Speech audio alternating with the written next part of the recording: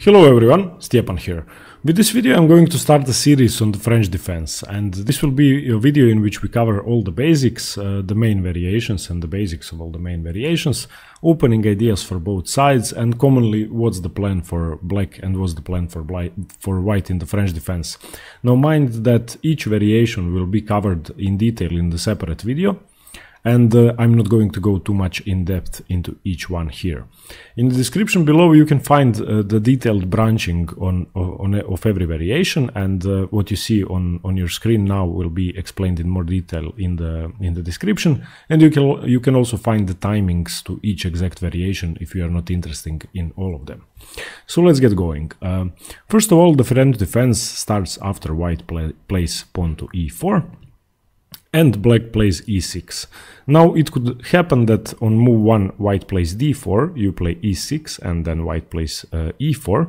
That would transpose to the French, but that rarely happens. To e6 there is barely only one option. I think Bobby Fischer used to play the move d3 in this position, getting out of the French, and that would usually transpose into the King's Indian attack.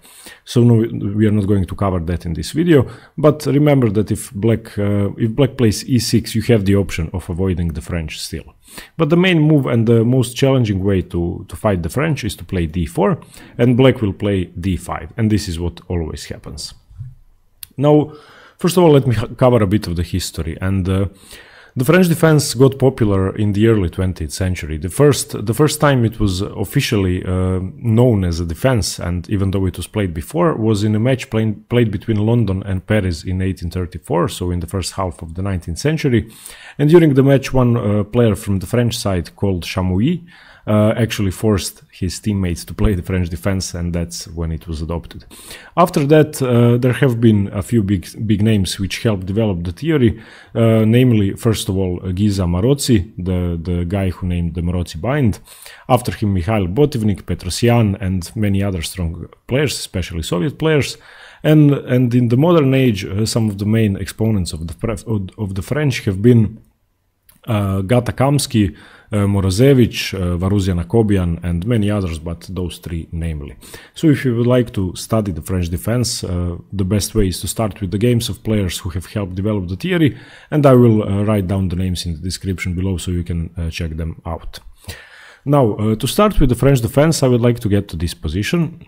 This is a position in the advanced French. Once again, I'm going to cover the opening moves in detail later, but just to explain the most important factor of the French defense, which is the pawn structure. And if you get all the pieces of the board from this position, this is the normal pawn structure in the French, which both sides have to work with. Now immediately you can see the downsides. The main problem for black in the French defense, which you must have heard before, is the French defense bishop which is stuck on c8. You can already see that its scope isn't that good and that it's only controlling one square, and the problem for black is that it can happen very often that the bishop stays that way throughout the game, and your main issue in the opening will be how to activate this bishop. Now considering the pawn structure.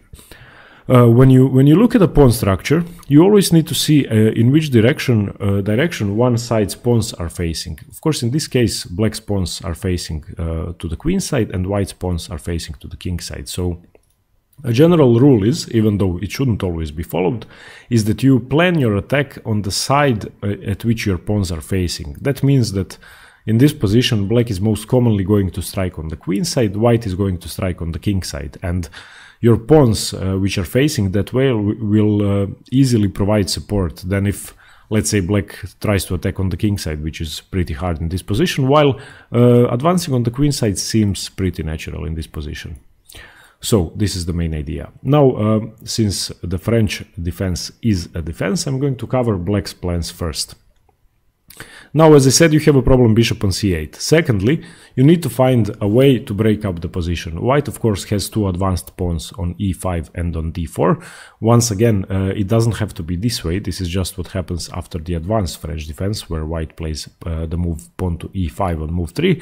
But this is generally the basic pawn structure you will get from the French. Now, in order to break up white's pawn structure, you have two options, and you have two pawn breaks. One of them is c7, c5, which is the most common one, and the second one is f7, f6. Now, each pawn break is pretty different. With f7, f6, you are striking at the top of the pawn structure, and with c5, you are striking at the base of the pawn chain, and you are disrupting the defense of d4 by weakening the pawn on c3. You are disrupting the defense by weakening the pawn on d4. And if white doesn't react, if he doesn't defend, if he lets, for example, you take and he recaptures with the piece, then the e5 pawn is terminally weak. So these are your main ideas. In each and every variation of the French, you are going to be looking for these two pawn breaks. This is the main plan for black. I would just like to highlight first, if you are a seasoned French defense player, this is a video on the basics, so you might not find too much here, but I will make a video on each separate variation, so you will get something that way, I hope. Now, these are the plan for black. Resolve the issue of your bad bishop on c8 and find the pawn break, either c5 or f6. And this will usually happen early on in the opening. Now, on the other hand, what white is trying to do is he's trying to develop an attack on the king side. Now, that can be done in numerous ways, and each variation offers something else, but generally white's plan is to advance on the king side and strike through black's defenses and get to the king. This means that usually in the French defense, black is more likely to focus on a maneuvering game and developing, and white is immediately going to try and get his opening edge by attacking and starting an even greater space gain in the center and on the king side. Now let's go over the variations. After the move d4 and d5 by black, white has three main options and one passive option. The first option is the move knight to c3. This is by far the most commonly played move. It's called the Paulsen variation of the French. Mind you, it's only the Paulsen if black doesn't change the variation, which we will go through later, but this is the most common idea. And now black has several responses to that. Once again, I'm going to go into each variation in detail separately. I'm just going to give you a brief analysis in this video. The first and the most popular continuation is the move bishop to b4, and this is now the winner French, and for a long time this was considered the best way for black to face the French defense. Now the position normally continues with pawn to e5, expanding in the center. Now you can notice the pawn structure we were discussing earlier on, and the pawn break black has, which is c5, which he plays immediately weakening white's center and exploiting the fact that the knight is now on c3, so the move c3 supporting d4 isn't possible. In this position, white thus has to provoke black into doing something so he can be able to play c3 or get a pawn to c3. So the most common plan is to play a3, forcing the bishop to take. You have to take in this position. Moving away would be just a waste of tempo. So bishop c3, bc3. Now you can see that white has supported the d4 pawn, and he achieved his idea of supporting the center despite having a ruined pawn structure, you could argue, and having doubled pawns. But the move, even though it's doubled, is much more significant on the c3 square than on the b2 square. Now the game continues with knight to e7, most commonly for black. Of course, this is the logical square to develop to.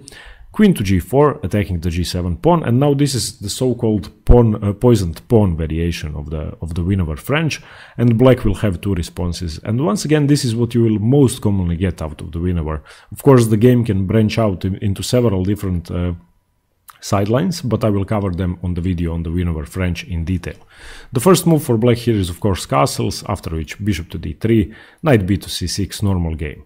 After queen to g4, black can also choose to play queen to c7, which is now accepting the sacrifice of a pawn. So queen takes g7, rook to g8, queen h7, c takes d4, opening up the center, and you can see immediately that in this position, white has 7 pawns. Black doesn't have 7 pawns; he has 6. And after rook to g8, knight to e2, white can't, of course, take back on d4 because queen takes c2.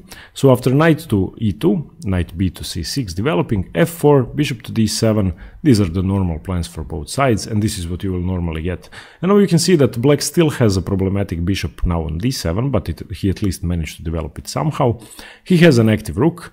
Although it's one pawn down, black has a lot of initiative in this position and great attacking chances. So this is the poison pawn variation of the winner. Once again, every other variation will be covered later on. After knight to c3, the second most common way for black to play is the move knight to f6. And this variation is called the classical variation of the French defense, and this was the first variation that was played, and this was thought to be the best way for black to fight.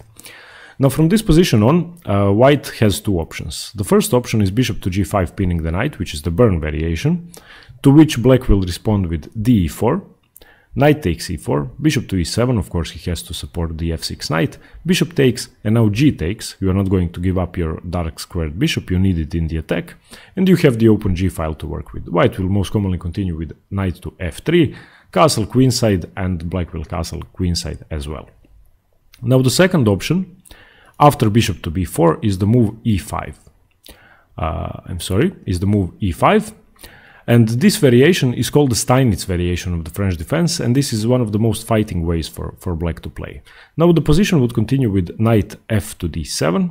Of course he has to move away. Now the point of this maneuver, even though it seems like black is wasting time, is that he will have a comfortable time playing f6, opening up the position, and even striking with c5 if he wants to close down the position. Now if you remember, I have made a series on the Caro-Kann defense, you can check that out as well, but there's a variation called the advanced Caro-Kann, in which the only difference from this position is that this bishop, which is now on c8, is on f5. So the advanced Caro-Kann is the improved advanced French, or this Steinitz variation of the French. And in this position, black would love to have the bishop on f5, but the plans are the same. Your plan is either to push f6 and castle queenside, or to push c5 and castle kingside, which is much safer. Now the game would continue with f4, c5, knight to f3, knight to c6, bishop e3, a6, and you can see that both sides are going on with their plans, following the pawn structure and getting a normal attack flow. Of course, white is expanding on the king side, black is expanding on the queen side. Now let's go back. If not bishop to b4 or move 3 by black, which is the winner, if not knight to f6, which is the classical, black can go for d takes e4 on move 3 after the move knight to c3, and this is called the Rubinstein variation. And this isn't such a fighting way to play. I believe that black is losing a lot of his chances with this variation, and we have knight takes e4, knight to d7, knight to f3, knight gf6, knight takes, and this now, if you remember the Caro-Kann defense, or if you know the Caro-Kann defense, looks a lot similar. Instead of having the pawn on c7, the only difference is that black has a pawn on c6, so he is much faster to stop the move d5, and in this position it's actually a threat. So this is what you get out of the Rubinstein. After knight to c3, there is one more option for black, and that's knight to c6. And this is the least commonly played variation nowadays. It's continuing the classical variation of the French defense, and the game is far too passive, and that's why this isn't so popular anymore. Knight to f3, knight f6, e5, knight e4. And from this position on, of course, white can take, but it's not that advisable because you have to dislodge your f3 knight. And this isn't as popular, but perhaps it could be a great surprise weapon to surprise your opponents. Now let's go back. After e4, e6, d4, d5, we just covered knight to c3 and the main variations which branch out from that. After d5, the second most common plan, and what I believe is the most fighting way to face the French, is the Tarrasch French, and that's the move knight to d2. And with this move, the basic idea, the basic opening idea behind knight to d2 is that you are able to play c2, c3, defending your d4 pawn without having to wreck your queenside pawn structure. Now white has several responses. White has 3 moves he could play. The best way for black to continue out of the Tarrasch French is to play knight to f6, and of course this is now provoking the move e5, and you will get the same plans as in the knight to c3 lines. e5, knight f to d7, bishop to d3 developing, c5, c3 defending, knight to c6, knight to e2 adding support to the d4 pawn, adding support to the c3 pawn, and also what's most important, you are developing to to the square f3 because you are planning to play the move f4, and if black should continue putting on pressure on d4, you are able to place your d knight on f3 and thus have 1, 2, 3, 4 defenders on d4. So your main idea is to defend the d4 pawn. Now black continues with cd4, cd4, and now black has several options. As I said, the move queen to b6 has to be reacted to with knight d to f3. You are defending the d4 pawn. And of course, if black had castled already, then you don't have to defend, because if he takes, he takes with the queen, you play bishop to h7 check, and you take the queen, which is now on d4. This is a common trap you have to remember if you are black. But the most common line after cd4 is for black to play f6. And now white has two ways to respond. My favorite idea in the Tarrasch French for white is this attack that I'm going to show you now. And you play the move knight to f4. And this is a very aggressive line in which you win an exchange, but black has monster center pawns, which can often lead to trouble for white. The game continues with knight takes d4. Of course, black has to take the central pawn, which he was just offered. And you don't take anything, you play queen to h5 check. And this is actually the main line of the Tarrasch now. After queen to h5 check, there is no good way for black to defend with the pawn, because if g6, then knight takes g6, or even bishop g6 check. So he plays king to e7. Now you take e takes f6, knight takes f6, you play knight to g6, exploiting this pin, and black has to take, h takes, queen takes. You have just won an exchange for a pawn. However, these two central pawns almost compensate for that, and if you ask the engines, black is slightly better here despite being material down. So this is a very fighting way for white to play, and I would advise this variation if you are trying to have fun while playing chess. This is, I think, the most fun variation of the French. But after f6, if you'd like to have a more normal game, then you just take with e takes, knight takes, and now you have given black what he wanted. You weakened the d4 pawn. You have given him an option to open up the bishop, even if it should cost him a pawn with d5. Of course, in this position is still defended, and this is the main line of the Tarrasch. So after knight to d2, white continuing with knight to f6, you force the knight away, knight fd7, bishop to d3 developing, c5, c3, you have to defend with the pawn, knight to c6. Now you play knight to e2 to make sure you can play knight d f3, and to make sure you can play f4 at your own leisure, and to make sure you can play knight to f4 if black plays f6. Now after knight to d2, there are two more ways for black to respond. He can play c5, which is another variation of the Tarrasch, and to this you take the pawn, e d5, queen d5. He can also take with the e pawn. Both variations are good, but queen d5 is more challenging. And now you give up your pawn temporarily. You play knight g to f3, c takes d4. Of course, now you can't capture, but you play bishop to c4, and after queen to d6, you can increase the pressure on the pawn by playing knight to b3. You can castle. You will get your pawn eventually, don't worry. But this is another line that black could go for, so we have to be prepared. Once again, this variation alone will be covered in a separate video, so we will have a detailed knowledge of every single one. Now I'm just going over the basics.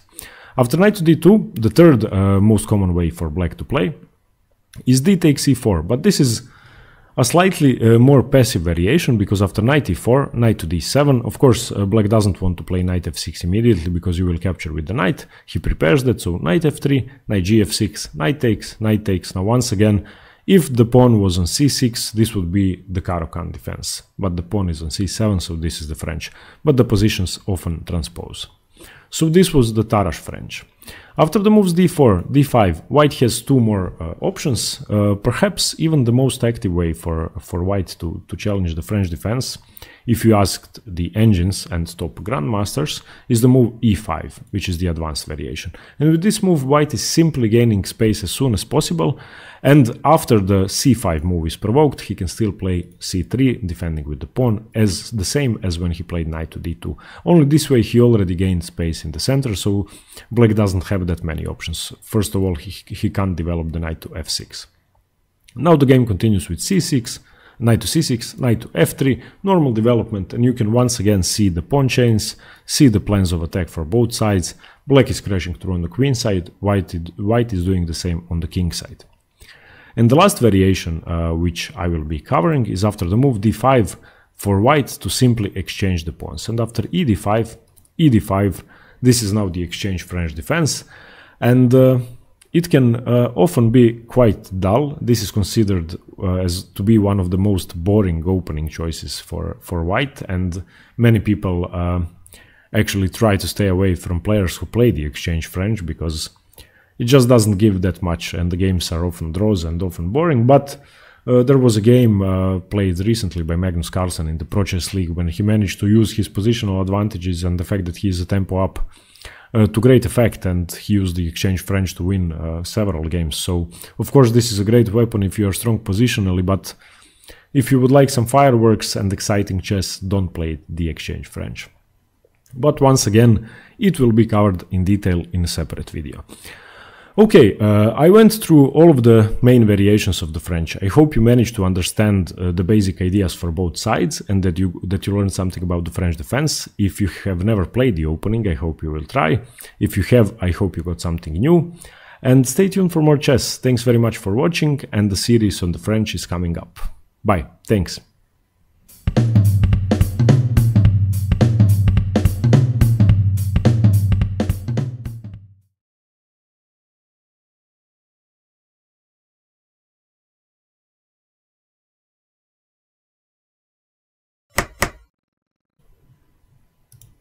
Hello everyone, Stepan here.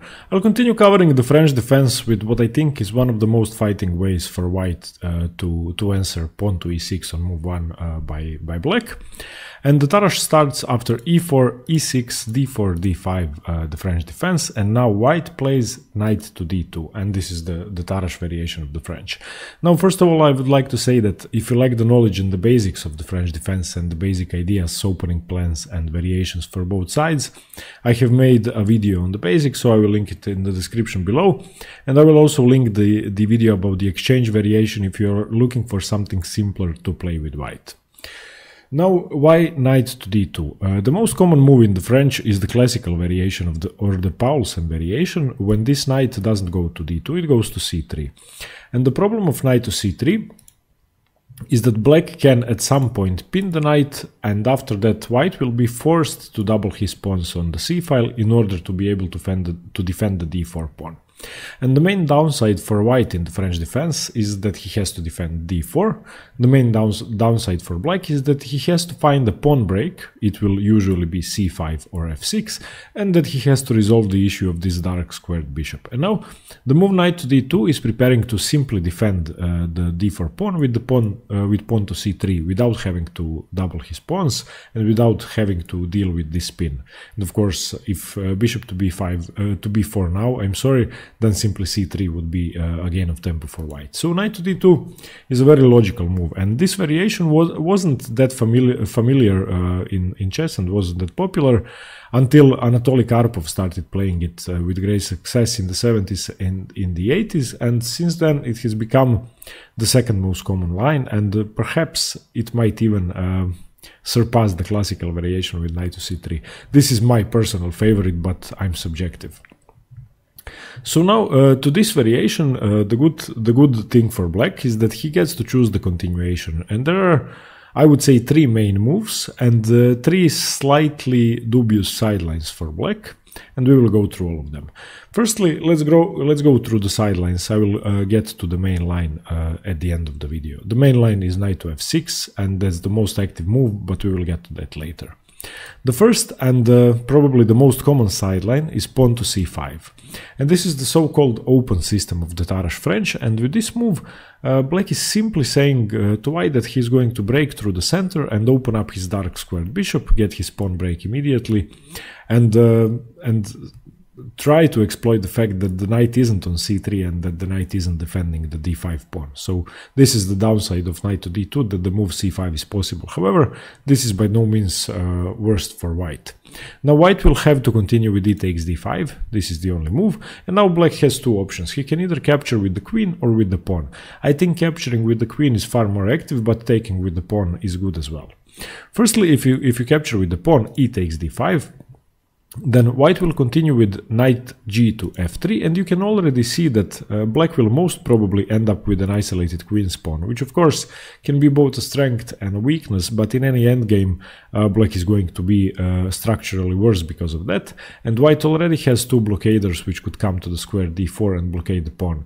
And as Nimzowitsch would say, passed pawns and especially isolated pawns should be blockaded.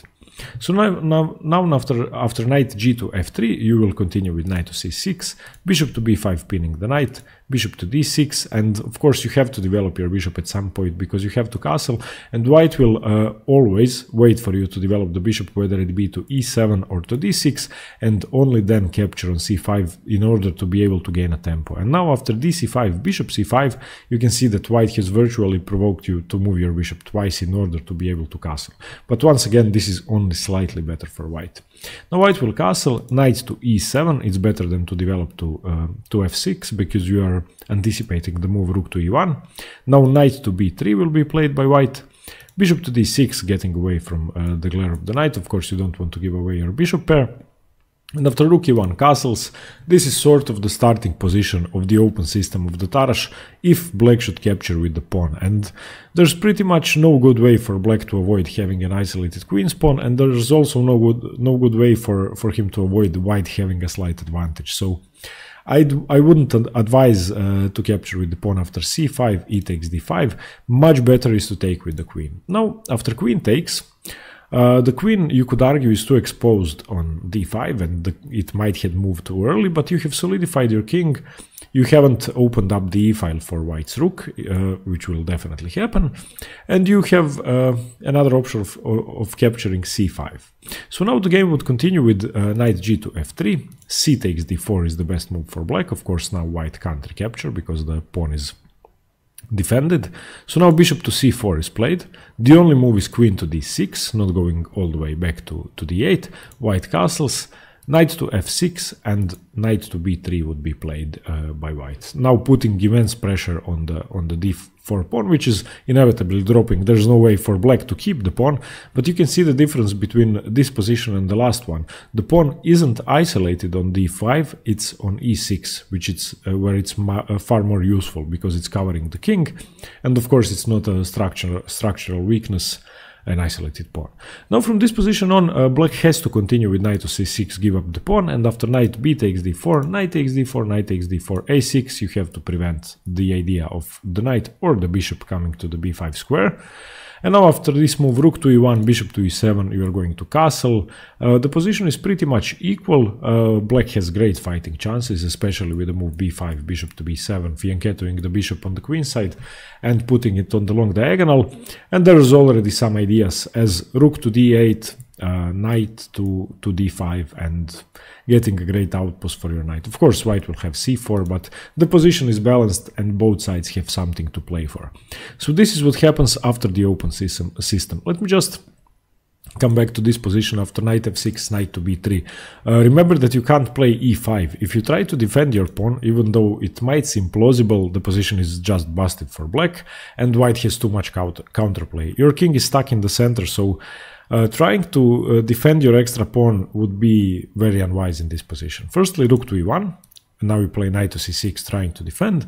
Bishop f4, of course the pawn is pinned so it can't take, so this is pressurizing the e5 pawn even more. Knight to d7 passively defending. Now knight to g5 attacking the f7 square twice. Knight to d8, and if you look at black's pieces now, it's already visible that black is lost. He is struggling to defend with all of his forces, and now of course black can lose a pawn immediately, give back the pawn immediately if white should at any point decide to take on d4, for example, with knight takes d4. Of course the queen can't take because queen takes and the pawn is pinned, so white is definitely winning in this position. So remember that after knight to b3, just give up the pawn, play knight to c6 and continue the game normally. So this is c5 after knight to d2 if black plays c5 immediately, and this is a very good way to play. I think that after c5 e takes d5, queen takes d5, black has great fighting chances. Now let's go to the other main sideline. After knight to d2, there's another line that black could play, which is played often. There's about 4,000 games in the database with the move e takes d. after knight to d2 with the move d takes e4. And after the move d takes e4, the position is very similar to some variations of the Caro-Kann, namely the Korchnoi variation of the Caro-Kann or the Karpov variation of the Caro-Kann, because after knight takes e4, black is playing knight to d7 before developing the knight to f6. Of course, black could play knight to f6 first and after knight takes, queen takes, but that would be developing the queen too early, so knight to d7 is the main move. And now after knight to f3, knight gf6, knight takes, and here white will most probably play c3, and you will play c5. And this is a great fighting way for black to play, because you are immediately striking at white center. It's nothing similar to the exchange French, where white is trying to solidify with c3 and play passively, because in this position you have great chances to strike in the center. And this is now, in fact, very similar to the Caro-Kann, because very often in the Caro-Kann the pawn will move from c6 to c5 to open up the position. The only difference is that in this position black didn't lose a tempo to play c6, but he lost a tempo to play e6, and in the Caro-Kann e6 would have been played later on. So this is a very active position for black, a very common position, and you can often transpose to this position from other openings and other lines. So after c5, the main move for white would be bishop to e3, of course not taking, because queen takes queen, white is losing castling rights. Queen to c7, let's say bishop to b5, this would be a good attempt to disrupt black's development. Now bishop d7, bishop takes, knight takes, you are reinforcing the c5 pawn 3 times. Now after white castles, you play bishop to e7, finishing development, queen to c2, castles. The position is of course good for both sides. I think that black stands pretty well, because you are going to play rook fd8, rook ac8, get your rooks on the open files, put the knight back on f6, either capture here to give white an isolated queen's pawn, or simply open up the files to your advantage, because any piece on d4 will be unstable due to the move e5 that you always have available. So I think that this position is pretty good for black. So d takes e4 is another way to play after knight to d2. Now let's get to the unsound sidelines. Well, not unsound, but not as good for black. After knight to d2, there's a sideline which is not played that often. That's the Morozevich variation, named after Alexander Morozevich. And this position is pretty unusual, and I'm sure that most players with white would be surprised to see that. Of course, if they're not grandmasters or prepared in the Tarrasch perfectly. Because this position is disrupting black's normal development, and white will usually not continue with the move e5. White's most common continuation is knight g to f3, and after knight to f6 now to play e5. And after knight f to d7, white has achieved something in the position, and that's more space, but black is very quick to castle and also to break with the move c5. So I think this is worse than the main lines for black, but definitely playable and a good variation as well. So now after bishop d3 you strike with c5, white will castle. Of course, white is at no point afraid of the move c4, because after bishop to e2 you have wasted your only source of counterplay in the position most of the time. Sometimes, of course, c4 will work.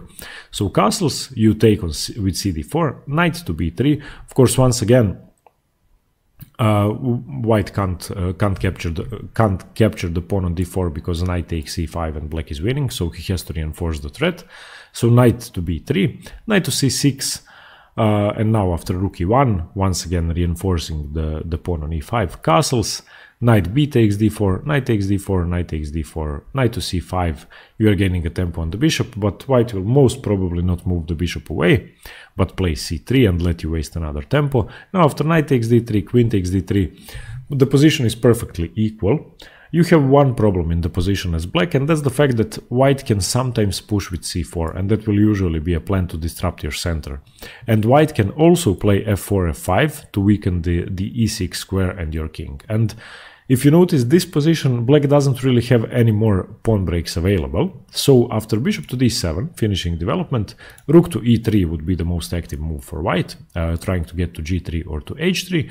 There's a great resource for black in this line, and that's the move f5. And after f5, taking en passant wouldn't be that good, because after ef6, rook f6, black has already equalized, and you are going to play either queen to c7 and double up rooks on f8, or you're going to play queen to f8 and then use your rook and queen to react.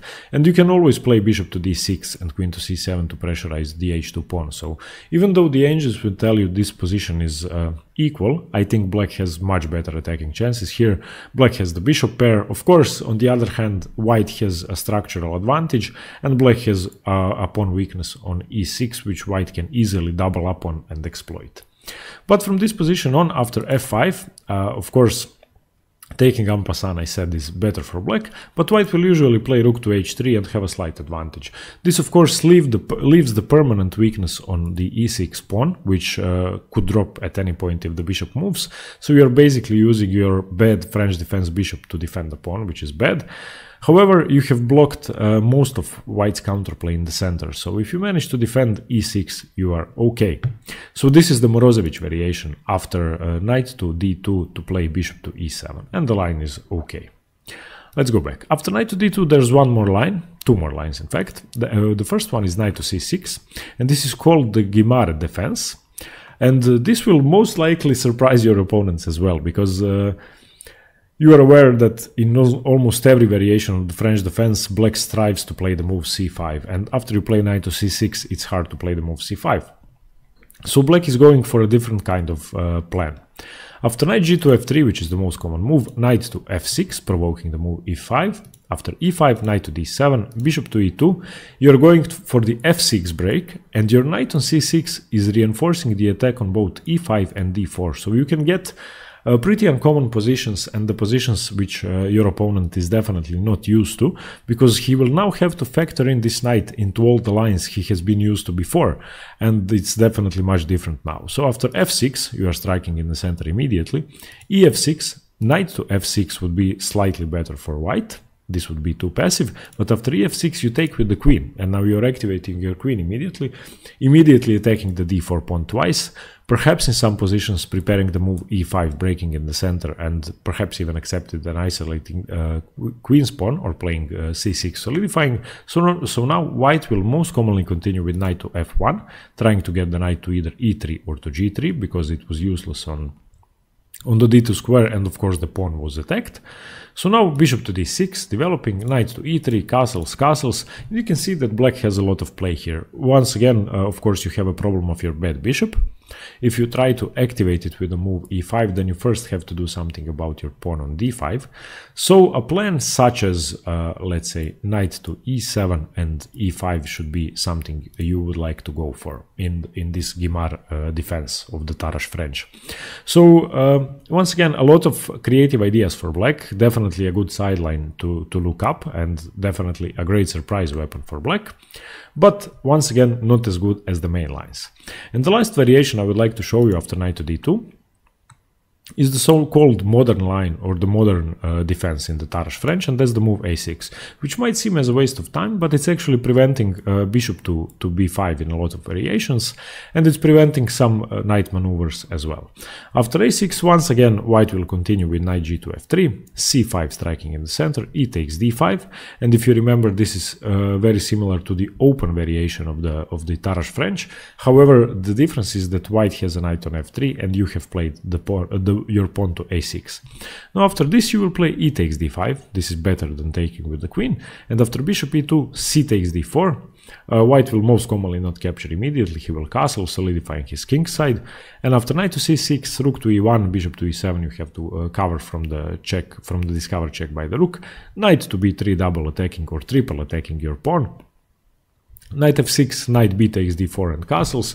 Once again, you can see that black had to concede a structural disadvantage, and that's the isolated queen's pawn. But once again, it's a perfectly playable position. And of course, you would like white to capture on c6 at any point, because that would repair your structure with b takes c6. So this is the modern line. Once again, I think that if you're not going to play the main line, c5 or e takes d5 on move 4 are the best options. c5 or d takes e4, I'm sorry. These are the best options. But now let's get to the main line, which you are most often going to play, because it gives black the best fighting chances. And that's the move knight to f6.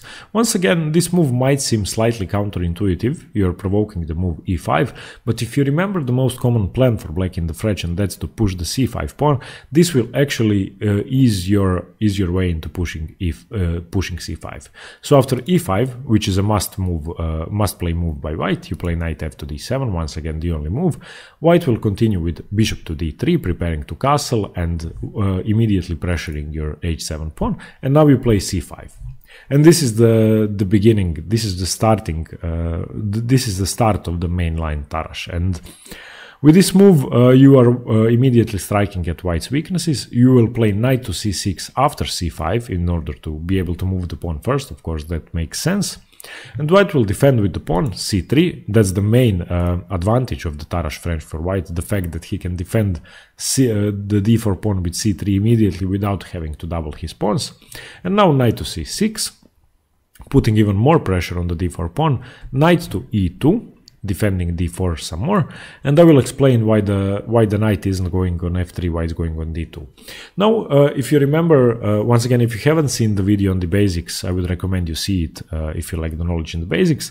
But if you remember the basic plan for white in the French defense, in most variations and also in the Tarrasch, that's a kingside attack. And by the time black has put enough pressure on the d4 pawn and tried to attack it, white will have already created some attacking chances on the king side. And the most common plans are either f4, f5, which is white's first pawn break. And of course, you should always create pawn breaks in a way your pawns are facing. So this pawn structure is supporting a kingside attack, and this pawn structure is supporting a queenside attack. That's why black is breaking on the queenside, white is breaking on the kingside. So now white will either play f4, or he wants his other knight to be able to come to f3, because that's the only way for both knights to defend the d4 pawn.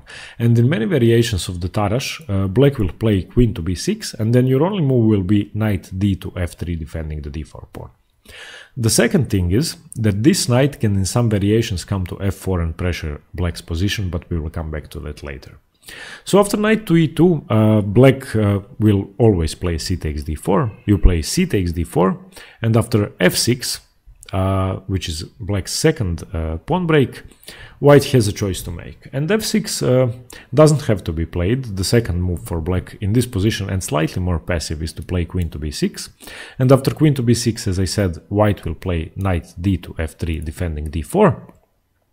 And this will be the starting position of the main sideline in the main Tarrasch French. It might seem a bit complicated, but with the move queen to b6, black is simply preparing to develop with bishop to e7 and to castle and put pressure on the d4 pawn. And you have to remember that if black does castle, then you can either undefend the d4 pawn, because you always have ideas of knight d4, queen d4, bishop h7 check, picking up the queen. And believe me, that will happen a lot of times in your blitz games. But remember that after the move queen to b6, you have to play knight d to f3, and that's the main reason why you are not playing knight g1 to f3 to start with. Because let me come back to this.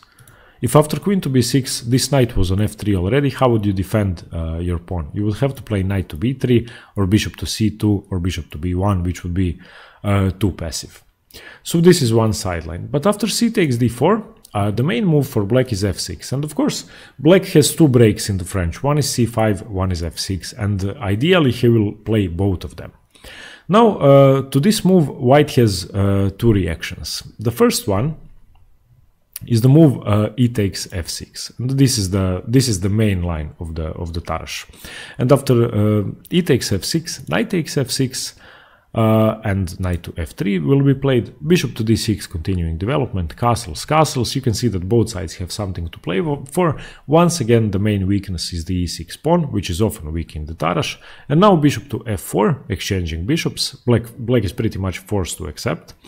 Bishop takes, knight to e4, and this is a very tricky move and a great move for black, because of course if bishop takes, the bishop can't take the knight, so the knight is much more active. If bishop takes, then pawn takes, removing the defender of the d4 pawn, and then the queen and the knight are on d4, and black is winning a pawn. So this knight is here permanently for now. And of course, it has also uncovered an attack on the f4 knight by the rook. So now queen to c1 will be played, defending the knight, and after knight to g5, knight takes, queen takes, and this is pretty much the starting position of the main line if you know what you're doing, if both sides know the theory. I would just like to point out one pretty fun variation for white. Of course, in this position your knight is attacked twice. You can either move it and accept a queen trade if black wants a quick draw, or after queen takes g5 you can play the move bishop takes h7. This is a very tricky variation which I like very much with white. And after bishop takes h7, the point is that after king takes, you can play the move knight takes e6, which is uncovering an attack on the queen, so you don't have time to take the knight. And after queen to f5, which would be double attacking the knight now, which is also attacked by the bishop, knight takes f8, queen takes f8, and you can see the material count here. Black has 2 pieces, and white has a rook and 2 pawns. So this is materially slightly better for white, 1 point up. However, practically speaking, black is slightly better and black has more chances, because at least for the moment this bishop and this knight are much better than this rook, and the pawn situation is still pretty much irrelevant, especially in the center where the pawns are blocking each other, and black is faster to create an attack in this position. So remember that after queen takes g5 in the main line, white will always have this option. White will always have this option to give you 2 pieces for the rook and a pawn. So and I think black stands slightly better, but watch out if you don't know what you're doing. So this would be the main line, and that would be that if after f6, white takes with e takes f6. Now, this is supposed to be better for white. This is supposed to be the best way for white to play. However, there's a very tricky sideline, which has been played about 500 times in Grandmaster games. And that's after f6 to play the move knight to f4. And this is my favorite line in the French, I have to say. This is by far the most aggressive way for white to play. And now, from this position on, black doesn't really have a choice but to take the pawn on d4 with the knight. I will show you what would happen if queen to e7 was played. Queen to e7 is much worse for black, not losing of course, but after the move knight to f3, defending the d4 pawn, f takes e5, d takes e5, knight takes e5, and knight takes e5, knight takes e5, queen to h5 check. White is much better, because now the only way to defend is with knight to f7. Of course, if knight to g6, then either piece takes and the pawn can't recapture because the rook is dropping. So after knight to f7, white would castle just to be able to increase the pressure, and g6 would have to be played. Queen to e2, a6, rook to e1. You can see that the entire position is pretty much loose for black, and that black is going to suffer significantly despite being a pawn up temporarily. So queen to e7 can't really be played after the move knight to f4, even though it's the only way to prevent what's coming. So after knight to f4, black has no choice but to enter a very double-edged position in which he gives up the exchange. And the position continues like this. Knight takes d4. And now white has only one move. Of course, he has given up a central pawn. Any other move would be immediately losing. You play queen to h5 check. And now, of course, if black plays g6, then knight takes g6, the pawn is pinned, black is losing. So after queen to h5, black has to play king to e7, getting away from the check. And now there's a point to all of this. E takes f6. Just note that king takes f6 isn't really possible because knight takes d5 check. E takes d5, queen to h4 check, either picking up the queen or the knight, because the only move to save the queen is g5, and now queen takes d4 check is completely winning, picking up the rook as well. So in this position, the king can't grab the pawn, so king takes f6 isn't possible. That's why after e takes f6, black has to play knight takes f6, and now you have a killer move, which is knight to g6 check. Forking the king and rook, and the only move for black is to give up the exchange. H takes, queen takes, and this is the starting position. So now In this position, I have played one tournament game so far and I lost it, and I will tell you the reason why. Even though you have the exchange, your queen is misplaced, you are going to have to waste a couple of tempi to get it back into the game. Even though black's king might seem unsafe, it's actually not, it's pretty safe behind all the pawns and surrounded by all the pieces, and the main asset for black in this line is the fact that he is, of course, a pawn up, and that he's up a clear central pawn, and that's actually easily exploited, and the strength of these pawns is easily amplified. I resigned my games when the pawns were on, I believe, e3 and d2, so I got crushed by those pawns. So remember that in this line you will be an exchange up, but you have to start an attack soon, you have to find a way to blockade these pawns, and you have to find a way to stop black from advancing too far. Let me just get back to one more move. After knight to g6, if black tries, instead of taking the pawn, which is the best move, if he tries king to d7, this is much better for white than the line we just saw, because knight to e5 check, of course the knight was attacked, king to c7, queen to h4, attacking the knight on d4, knight to f5 gaining a tempo on the queen, but now bishop takes f5, e takes f5, and white castles. And now tell me which color would you rather have here. Of course black is a pawn up, but white has tremendous pressure on the position. Black's king is ridiculous and he will suffer because of that and definitely lose the position. Okay, this is what I wanted to show you about the Tarrasch French. So we covered the main variations on move 4 for black. And once again, knight to f6 is the most common one and the most active way for black to play. On move 3, I'm sorry, knight to f6 on move 3. And you have to know all the variations coming out of the main line, and of course the most important one being after this position where black pushes f6, that you can either take with f6 or play knight to f4. And as black you have to know how to react to both of these threats. And once again, if you are playing the black side of the French, try some of these sidelines. After knight to d2, try c5, which is a very good move. D takes c4 is a great variation as well. The Morozevich can be a great surprise weapon. Knight to c6 can be great, and a6 is a pretty weird move, but playable as well. And try to play around with those 6 options. The great news for black is that he gets to choose the variation ultimately. But the Tarrasch is great for white as well. So a very fighting opening, and my favorite variation of the French. I think it offers the most exciting games of all the lines. Okay, everybody. Once again, I would like to remind you that if you are lacking the knowledge in the basics of the French, check out the video I have linked below in the description. And thanks very much for watching. Stay tuned for more chess. Bye bye.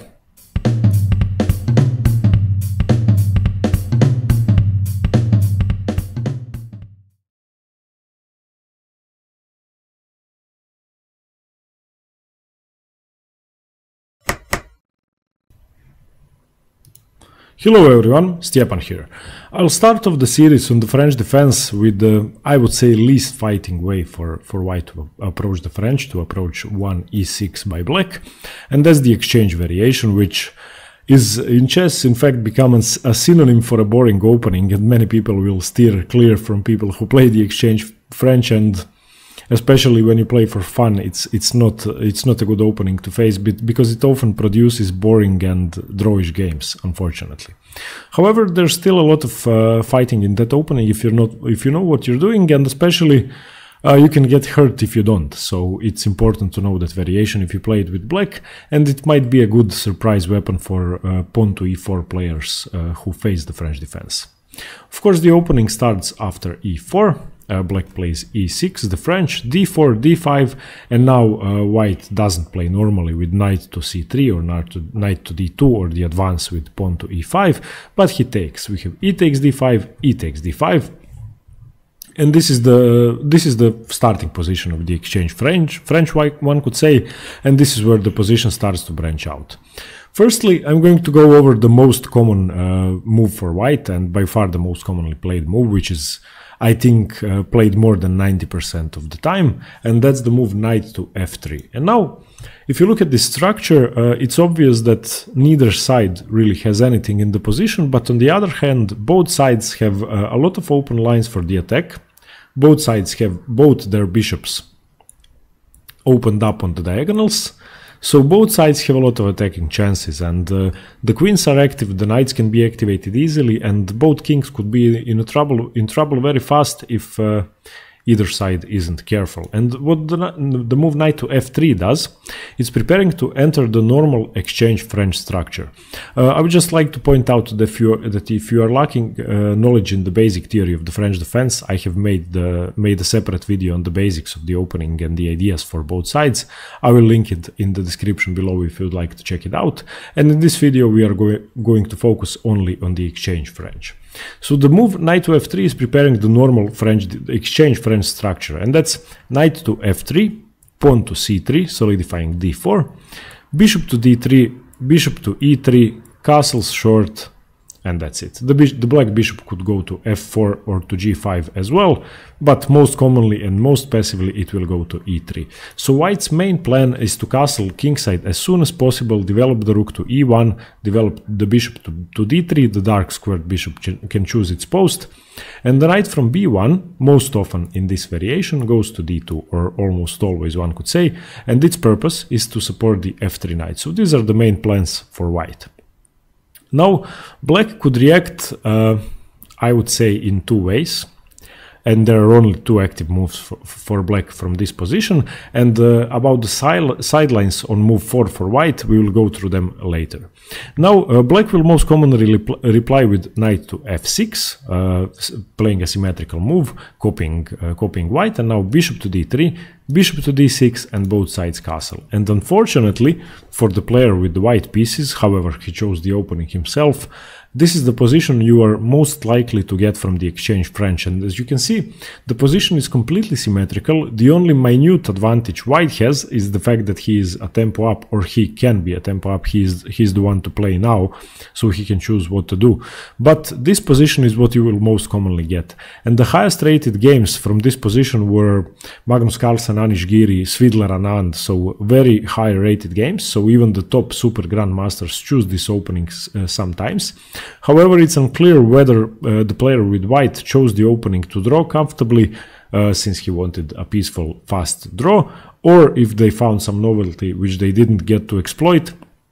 However, the fact remains that most of the highest rated games ended in a draw. In fact, more than 70% of the highest rated games from this position ended in a draw. But if you look at it logically, the pawn structure is completely symmetrical, and it's not likely that it will change. White is going to solidify with c3, black is going to play c6, both sides are going to pin the knights, and the position will remain completely symmetrical unless somebody voluntarily makes an imprecise move, and that's where thinking comes into the exchange French, and this is where your imagination can make a lot of impact on the result. So, deviating from the mainline theory in the exchange French can actually bring you a good result, because most people who play the French defense or who play e4 know this variation well enough to be able to get a drawn endgame or a middle game. Of course, there's always a possibility of a blunder, but most likely it will be a draw. So you have to find ideas which are unconventional. First, I'm going to go through the main line, and that's bishop to g5 pinning the knight, bishop to g4 once again symmetrical, knight bd2, knight bd7. Both sides support their knights on f3 and f6 respectively in order to be able to play c3, queen c2, and black will do the same thing. So c3, c6, queen c2, queen c7. And there's even about 100 games from this position. The highest rated one, just let me check, is Svidler Anand from 2016. So two super grandmasters have actually played this position, and it's clear what both sides are trying to do, and both positions are simply pressurizing the h7 and the h2 pawn. The bishop is indirectly attacking the h2 pawn because it's pinning the knight at the moment, because it's attacking the knight, but the knight on d2 is supporting that idea for the moment. And now from here, if you like to win, you have to do something crazy and you have to deviate from the symmetrical play. However, it's not easy because any deviation usually means an inaccuracy, so trying to do something out of the ordinary, and by ordinary I mean, let's say, rook to e1, rook e2, rook a to e1, doubling rooks on the e file, pushing a4, b4, a5, blocking down the queen side, playing h3, chasing the bishop away to h5, and trying to get some kingside attack. This would be normal. However, the player with black will expect that, and vice versa. So From this position on, and this is once again the position that you will most commonly get, you need to find an idea of your own and try to deviate from the theory. Now let me just go back. After knight to f3, there is a way for black to avoid entering the main line theory of the exchange French immediately, and that's with a slightly imprecise move knight to c6. And this move is actually a very good idea, because even though it lets white keep his opening advantage, at least the player with white will not expect this move. And this of course has a clear downside, and that's the fact that the d5 pawn can no longer be supported by c6 because the knight is on c6. On the other hand, black has a few other advantages. First of all, he's developing a piece right at the beginning, and he hasn't given up, he hasn't told white where his knight on g8 is going yet, so this is a big advantage. Now, white can continue in two most common ways. The first one is most aggressively pinning the knight with bishop to b5. And from this position on, black should simply accept double pawns if white would like to give up his bishop pair and play bishop to d6. And now you can already see that an idea is brewing in black's camp, and that there is a significant possibility that he is going to be castling queenside, which is where your new unconventional imprecise ideas come in. And this is actually a good plan for black from here on. Let's say castles, knight to e7, c4, this black will have to take most probably, so d takes c4, bishop c4, and castles kingside. This is one way to play. But you could also, after white castles, choose to play bishop to d7, queen to e7, or even to f6, and then play knight to e7, and then castle long, and this will give you great attacking chances. So let's say after white castles, first you develop your bishop to d7, unpinning your knight. And now whatever white does, let's say he continues with his normal plan of c3, you can play queen to f6 because you haven't used up the square with your knight. And after, let's say, bishop to e3, you can castle queenside. And now, of course, white is quick in the attack with the moves such as b4, a4, a5, b5. However, your bishop pair is very strong on the diagonal, staring towards white king. Your knight can soon come into the game via e7, f5, or even h6, f5, or g4. And you could create a menacing attack if white isn't careful. So this is a great approach to the exchange French if you would like something different. Try playing knight to c6 instead of knight to f6, and try to give up the idea of playing c6 and passively defending your position. This could be a great way to approach the exchange French defense players. Now, after knight to c6, white doesn't have to play bishop to b5, the most aggressive move. He can play bishop to d3. And this is simply trying to get his own setup with c3, bishop e3, castle short, rook e1, queen to c2, and attacking the h7 pawn. However, if you try to avoid that, then the plan and white's setup won't have as much purpose. Let's say you play bishop to g4, developing your bishop quickly with, let's say, with tempo, pinning the knight. c3, white is continuing his plan, and now queen to f6 once again. You haven't used up the f6 square with your knight, so it's free for your queen. Now, of course, there's the threat of bishop f3, queen f3, queen f3, gf3, doubling up white's pawns, so white has to react with knight b to d2, and now you castle queenside. And this, most likely, the player with white won't expect, and this could bring a lot of excitement into the game. I will just show you one line I calculated up to a forced draw for black. Of course, there could be much stronger attacking chances, and this position, from this position on, you should put this on your board and try to find some ideas for black. Of course, it's a double-edged position, it's castling on opposite sides of the board, so there's attacking possibilities for both sides, but at least you can be sure that it won't be a draw. This is the line. I calculated white castles, bishop d6, pressuring h2, b4, knight c to e7. You are moving in anticipation of the move b5, and you are also, most importantly, reinforcing the d5 pawn. Queen b3 getting into the attack, knight to h6. And you can already see that both sides have attacking chances. If you ask the engines, white is only slightly better here, so it's definitely worth exploring, and it's not as if white has a decisive advantage because you decided to deviate from the mainline French exchange French theory. a4, knight h to f5, h3, and this is the sacrifice I calculated, and it's actually a forced draw. So if you are looking to draw a higher rated opponent who happens to play the exchange French, this might be a good line. Bishop h3, gh3, queen g6 check, king to h1, and now knight to g3 check. And this is, I think these are great sacrifices, sacrificing two pieces for a forced draw, and of course white has no other option but to accept the draw. After fg3, queen takes g3, of course now rook to g1 would be almost checkmate. It wouldn't work. Of course, covering with knight to h2 wouldn't work because the square is double attacked, so this would in fact be checkmate.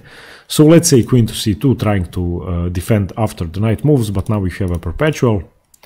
And at least that's a draw. But try to find your own attacking ideas after this position. And I think in most cases white is going to castle kingside. You are going to play bishop to d6, and you can expect a queenside attack.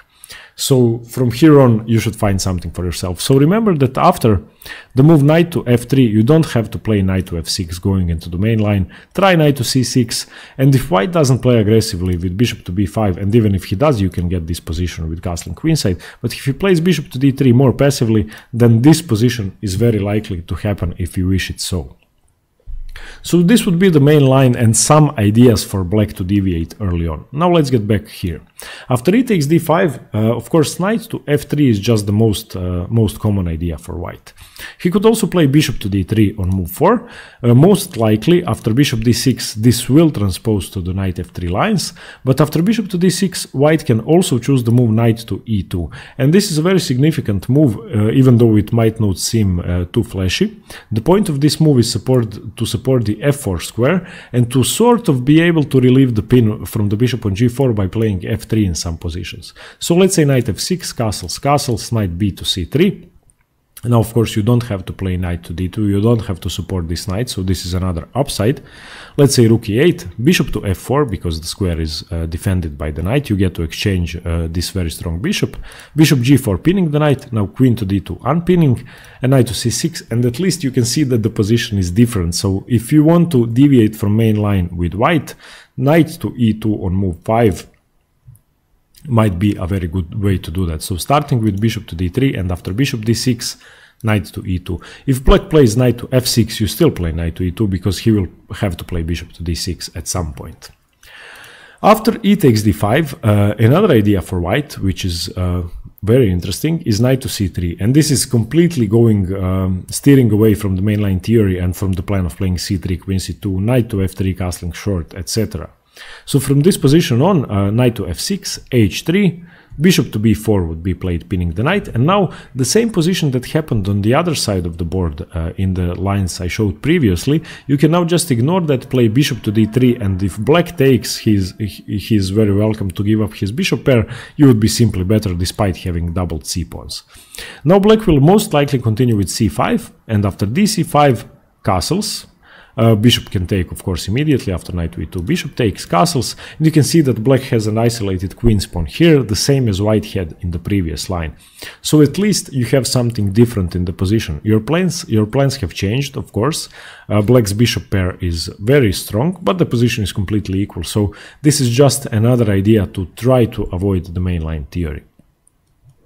Now, after e takes d5, the most unconventional way for white to play this line, and the most unconventional way for white to approach the exchange French, is something similar to the Panov Botvinnik attack in the Caro-Kann, and that's the move c4. Of course, the position is not equal because this pawn would be here in the Caro-Kann, so that's the problem. The c-pawn would have been the e-pawn. But after this position, black has similar problems. He will continue the same way he does in the Panov Botvinnik attack with knight to f6, and after knight to c3, bishop to e7, knight to f3, castles. And now, what black is waiting for with this pawn, of course white could take here, but then he accepts an isolated queen's pawn. However, this is most likely to happen anyway, because black is waiting for white to develop the bishop from f1 either to e2 or to d3, and to only then capture on c4. So white will have to castle at some point. So after bishop to e2, now d takes c4 and bishop takes c4, and black has virtually stolen a tempo from white. And now after bishop to g4, pinning the knight, bishop to e3, developing knight bd7, h3, bishop h5 and castles, once again you can see that you got something different from the position at least. In this position as well, white has a slight edge and it's nothing major, but gaining a bigger edge from the exchange French would have to include your opponent blundering, and it's very hard to get an opening edge for either side. So a very solid opening, not too many unconventional ideas. I would advise the players with black to try to find some positions with castling queenside to surprise your opponents, and the players with white, for the players with white, I would advise the move knight to c3 on move 4 and getting completely different positions than what the players with black are mostly used to. Okay, this sums up my presentation on the exchange French. I hope you found it useful and I hope it will help. Either if you are a black player who is having trouble with the exchange French, or if you are a player who plays e4 and would like to surprise your French defense playing opponents. Okay, thanks very much for watching and stay tuned for more chess. Thank you, bye.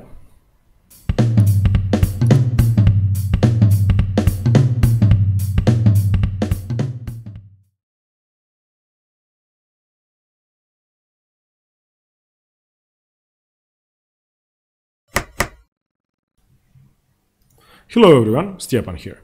I'll continue the video on the French defense theory with the Rubinstein variation, which is, I would say, not the most fighting way for black to play the French defense. And it arises from the classical French or the Paulsen French. Let me just get to this position. So e4, e6, the French defense, d4, d5, and knight to c3.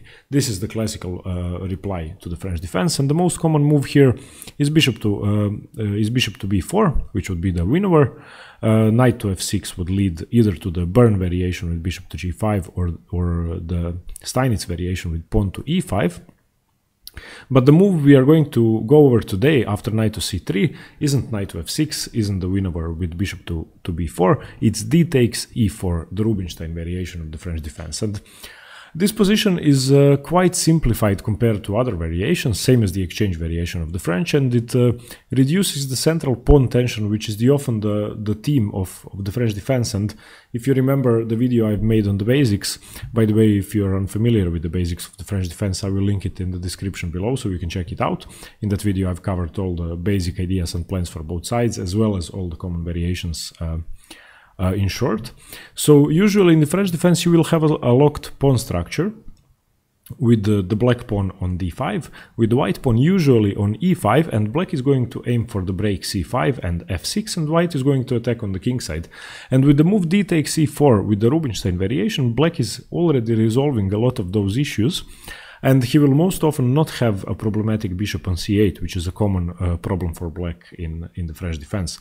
So now already you can see that black could either fianchetto the bishop, black could play bishop to d7, bishop to c6, so the bishop has a lot more scope. And there's only one reply to this move, of course. I'm just going to show you one sideline which isn't good, but it might be used as a surprise weapon.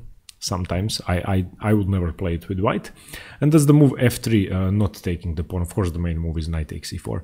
So after f3, if you are black, you're simply going to take this and be a pawn up, and the position which arises from this is simply better for black, a pawn up, and white doesn't have almost any compensation and definitely no initiative for that. Of course black's bishops are worse than white's bishops, but that doesn't mean almost anything at this stage. So after the move knight to c3, d takes e4, white has to take the pawn, so knight takes e4. And this is, let's say, the starting position of the Rubinstein. And there are three ways black could play this. Position. The first way is the Blackburn defense with the move knight to d7. And after knight to d7, what black is trying to do is simply develop his g8 knight to the f6 square and have a reinforcement for that. So after knight to f6, knight takes f6, knight takes f6, and black has developed his bad knight from b8 and has a lot of central control. So the Blackburn defense is, I would say, the most common way that black will continue the Rubinstein. Now the positions which arise after white plays his most common move, knight to f3, knight g to f6. In this position white of course has to take. If you remember the Karpov variation of the Caro-Kann, the position is similar. except that the pawn is on c6. And of course, if white doesn't take this knight, then any other move will be a tempo gain because the knight has to be defended. So let's say in the Karpov variation, white often makes the mistake of playing bishop to d3. But now after knight takes e4, bishop e4, knight to f6, the bishop is a tempo gain and it has to move once more, and black is virtually a tempo up. So after this, white has to take, knight takes f6, knight takes f6, which is the point of knight to d7. Now bishop to d3, and both sides will develop normally, except that black has to react in this position and use the fact that he can push c5 and open up the position. And same as in the Caro-Kann, once again, the Karpov variation and a few others. If you are black in a position like this, you have to push c5. And of course, the advantage of the French to the Caro-Kann is that c6 hadn't been played yet. So in this position, you are actually playing c5 in one move. And in the Caro-Kann, after c6 and c5, you virtually lost a tempo. However, in the Caro-Kann, you get to do something else. But that's another story. So in this position, black has to push c5 to get more space in the center and strengthen his own central control. So c5, the best move for white by far is d takes c5, I'm sorry, d takes c5, bishop takes c5, now both sides will castle, and you can see that there really aren't any problems for either side, and the position is fairly balanced.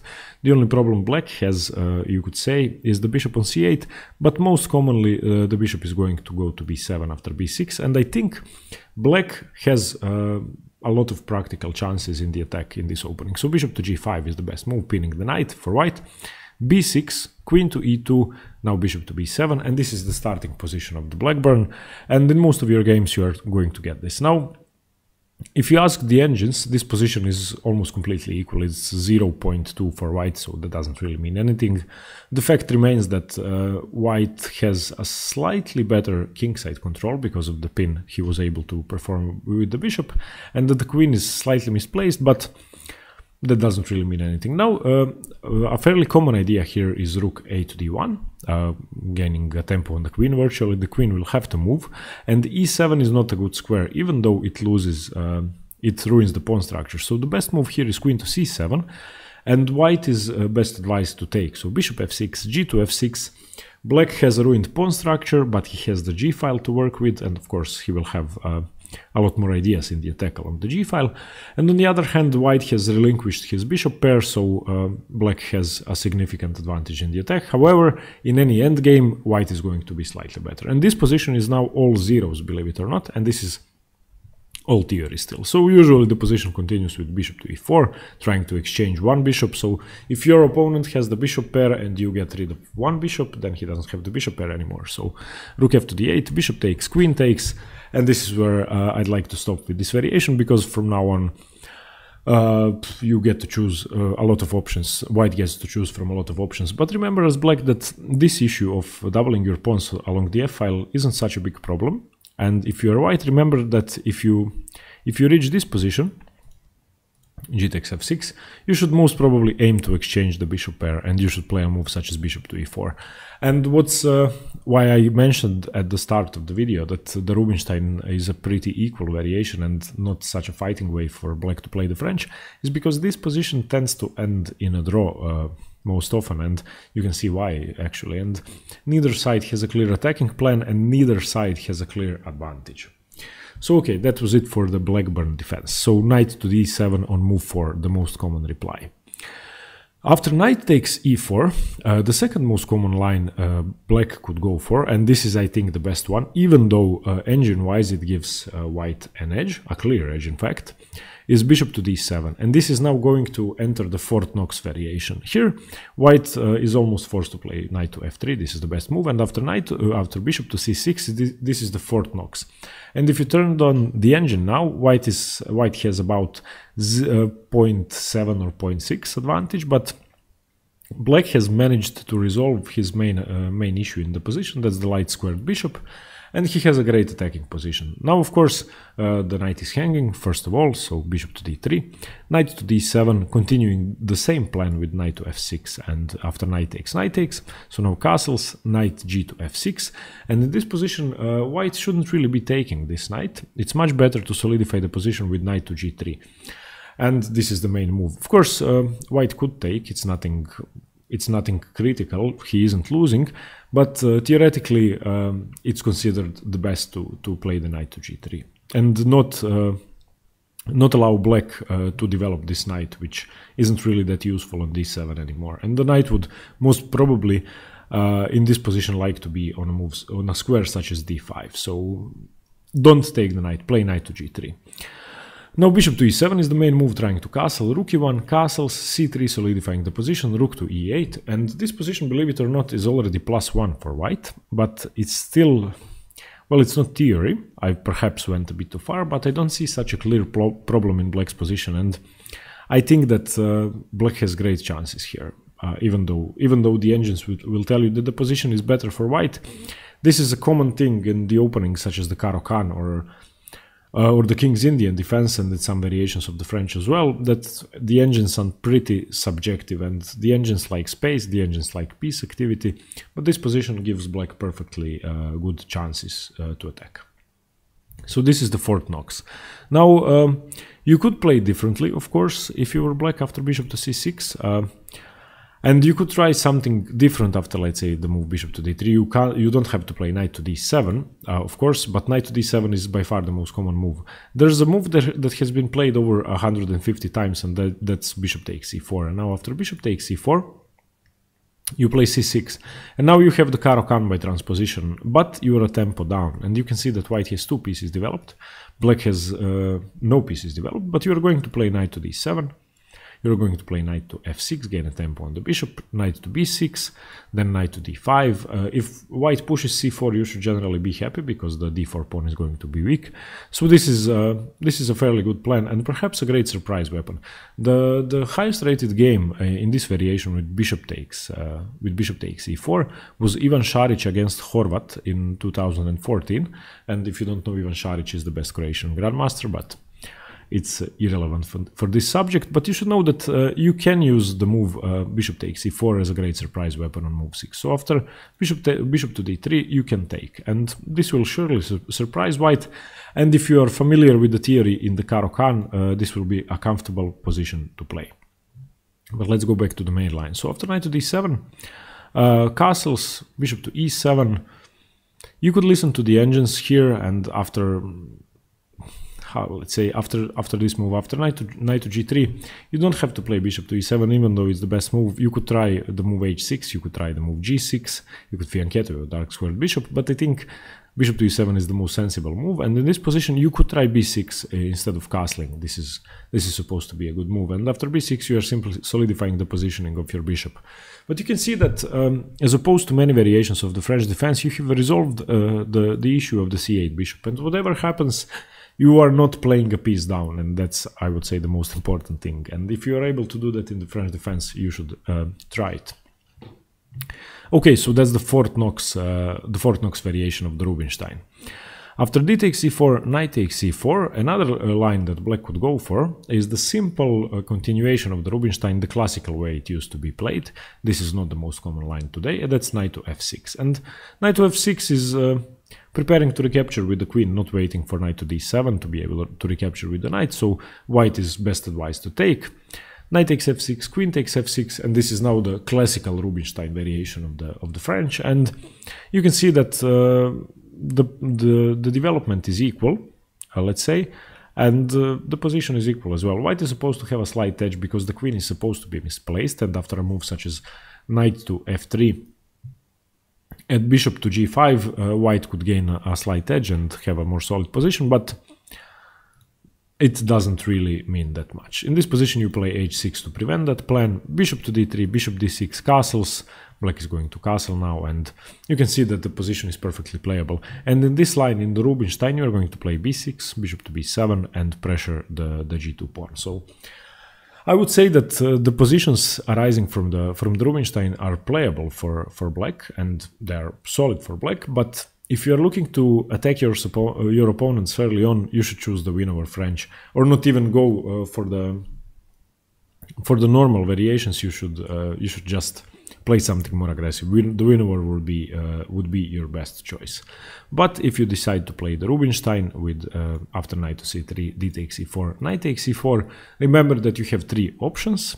The main option is the Blackburn with knight to d7, Fort Knox with bishop to d7, or continuing the Rubinstein with knight to f6.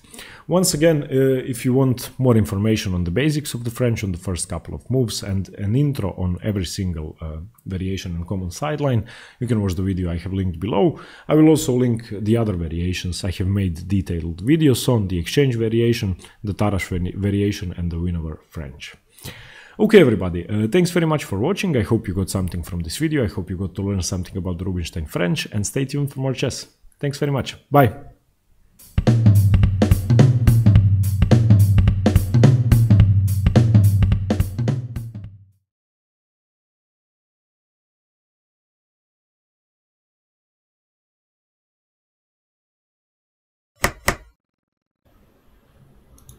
Hello everyone, Stepan here.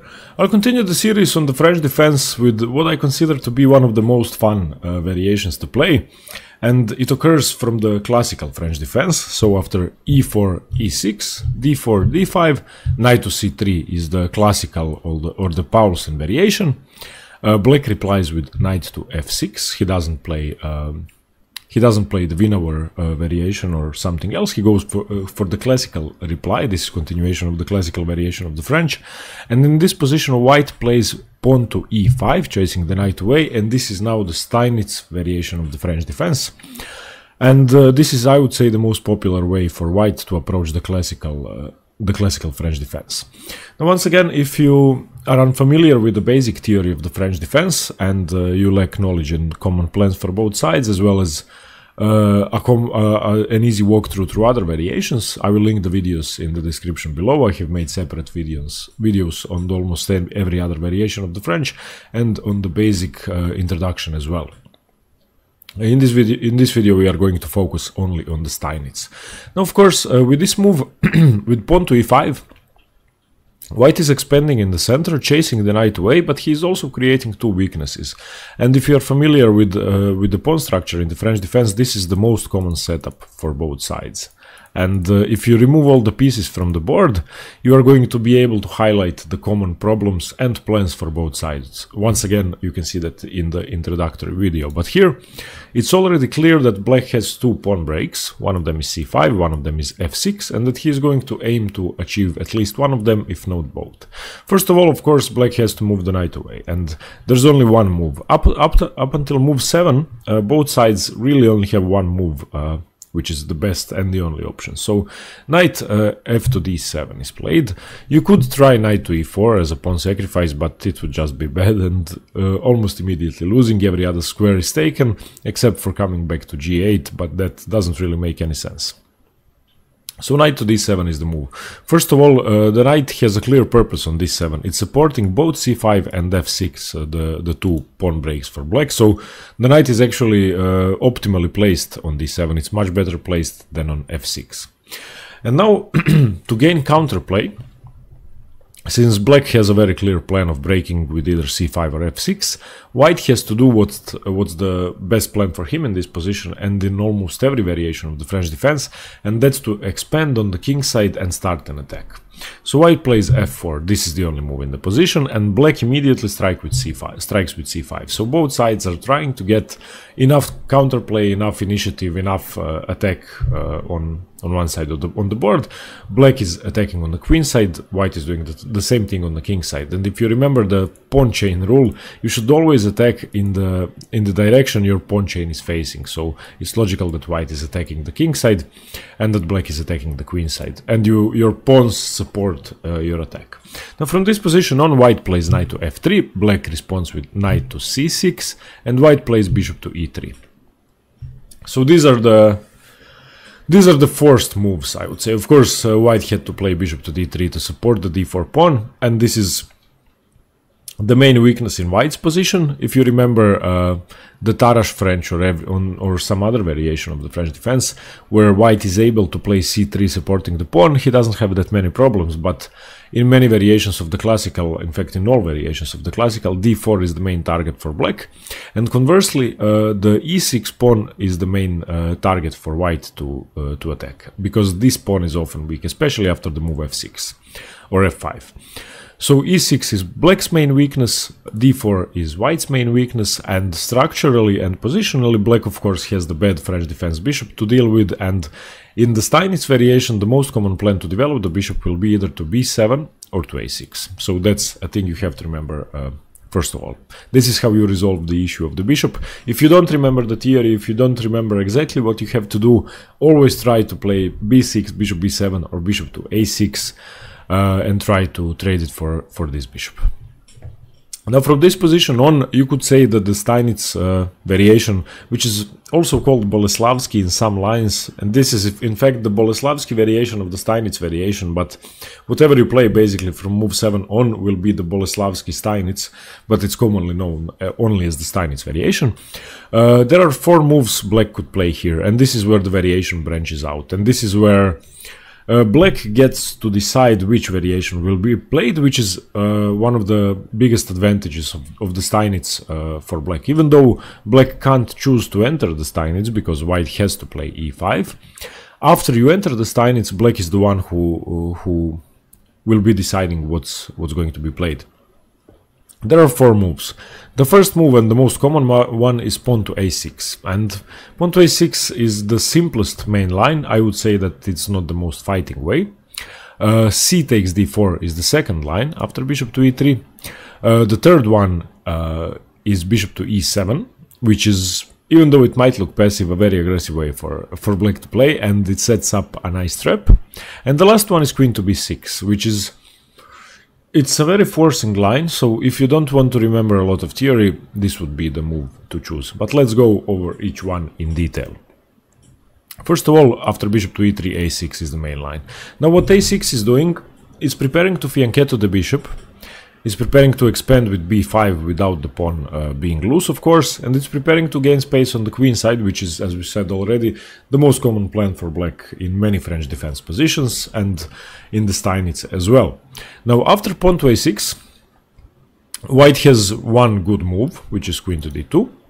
And this is preparing castling queenside in some positions, even though it's not the most common plan, but it's supporting the center and it's preparing rook to d1 if nothing else, and it's a developing move. Now all white has to do is develop the bishop, castle, and he has finished development, while at the same time black still has 2 pieces to develop, and the queen is stuck on the bank rank as well.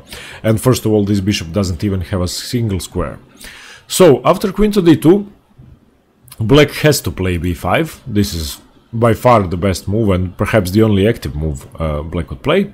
White will respond with either a3 or d takes c5. Now both moves are quite different. What b5 is doing, of course, it's expanding on the queen side. And now, if you are white, you might be thinking that black has 2 threats, c4 and b4, which is in fact true, and d takes c5 is designed to stop c4, a3 is designed to partially stop b4, but none of the moves really do their tasks perfectly, and black has a lot of chances. Let's go over a3 first. Now after a3, black will have to play queen to b6, which is supporting the c5 pawn. It's also preparing to push with b4, which is now defended sufficiently, and it's activating the queen, finishing development. So after this move, knight to e2 will be played, anticipating the move b4, which is actually the best move for white is knight to e2, and after queen to c7, which is now anticipating white's next move, which is c3, solidifying d4. The position has seemingly calmed down, and black has lost a lot of initiative on the queen side, but that's really not true. At some point you are going to be able to play cd, you are going to be able to play bishop to b7 or bishop to a6, rook to c8, bishop to e7, place it on this diagonal, castle kingside, play f6, and gain some space and attacking chances, while at the same time White has given up. White has told you everything you need to know on the queen side, and this structure is fairly easy to attack and to strike at. Now, of course, you can play a5, b4. You can then provoke the move dc, and after bishop takes, knight takes, you will have a clear target in the b3 square, and once you get your knight to b3, this will be a perfect outpost. Already you can see that it's forking two pieces at the moment, so white is going to have to react. So white doesn't really have such a comfortable way of avoiding your advance on the king side, on the queen side, I'm sorry. Now the second option, we just went over a3. The second option, if white doesn't play a3, is d takes c5. Now this move is simply resolving the tension in the center immediately, but it's giving black a free hand, and I think this variation is strategically almost winning for black. Now let's go over the most common moves. Now here you play bishop takes c5. This is the best way to play. Bishop c5, knight to c5, queen to f2 is the best move for white, attacking the knight, and you play queen to b6. And the engines will tell you that in this position black is already slightly better, and as the moves go on, the advantage will actually increase, because it's very hard for white to decide where to put his king, and wherever he puts his king, it will be much less safe than black's king. Now from this position, bishop to d3 is the most common move. Of course, black could take the bishop here, the queen isn't hanging because taking the bishop is with check, but it doesn't really do much because white wants to reinforce d4 and plays the c2 pawn on d4, and this would allow him to do that, so this is not a good idea for black. Don't take the bishop. b4 is the best line, chasing the knight away, and after knight to e2 you play a5, and you have expanded a lot on the queen side, which is clearly visible. And you have a lot more initiative than white. Now, white will most commonly castle, bishop to a6, trading your bad bishop for white's good bishop. King to h1 is the best move, unpinning the king. And after knight to e7, let's say rook a to d1. This is the normal position from the Steinitz after the move a6. And if on move 9 white doesn't play a3, and I think this position is much better for black. I can turn on the engine so you can see for yourself. You can see the evaluation bar on the right side of the board, and this is minus 0.5, so black has a slight edge, which is a very good thing on move 15, 16, so I think this is a great line for black to face. And remember that after a6, if you choose to play a6, the first deviation white could go for is after queen to d2, b5, he doesn't play a3, but he plays d takes c5. So remember that this position is good for black. You take with the bishop, bishop takes, knight takes, queen to f2 will most commonly be played, queen to b6, and you are great in this line. After bishop to d3, remember not to take the bishop, but play b4, chase the knight away. So this would be the most common line after bishop to e3 for black to play a6. Now let's go over three sidelines, even though they are played almost equally frequently. So okay, c takes d4 is the second most commonly played move for black. So c takes d4 is simply resolving the central tension immediately. Now white is going to play knight takes d4, and you will play bishop to c5, not taking the knight, but putting on more pressure on it. And if black ever takes on c6 and you play b takes c6, your d pawn is reinforced and you have a lot more central control, so this would be much better for black. White's most common move is queen to d2, and after black castles king side, white is going to castle queen side, and this is I would say one of the best variations to play, and this will almost certainly always be a lot of fun because of opposite side castling and a lot of attacking chances for both sides. Now you play a6 here, which is preventing either knight from coming to b5, and of course preparing b5, bishop to b7, which is the main plan in the Steinitz variation to resolve the bishop. Now white has two moves. The first one is queen to f2, simply putting on more pressure on your bishop and reinforcing the knight, preparing the move f5, preparing the move g4, g5, and simply crushing you on the king side. So to this you will react with bishop takes d4, b5, expanding, bishop to d3 will be played, b4, knight to e2, a5, and let's say king to b1 would be the best line.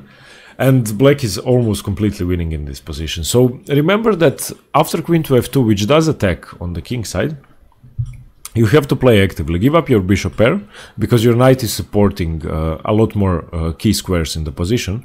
Bishop takes d4, b5, you're preparing to chase the knight away.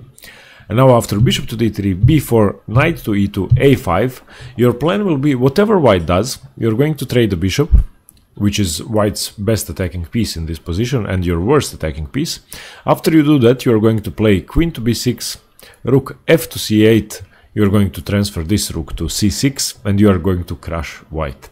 And I think the highest rated game from this position, let me just check.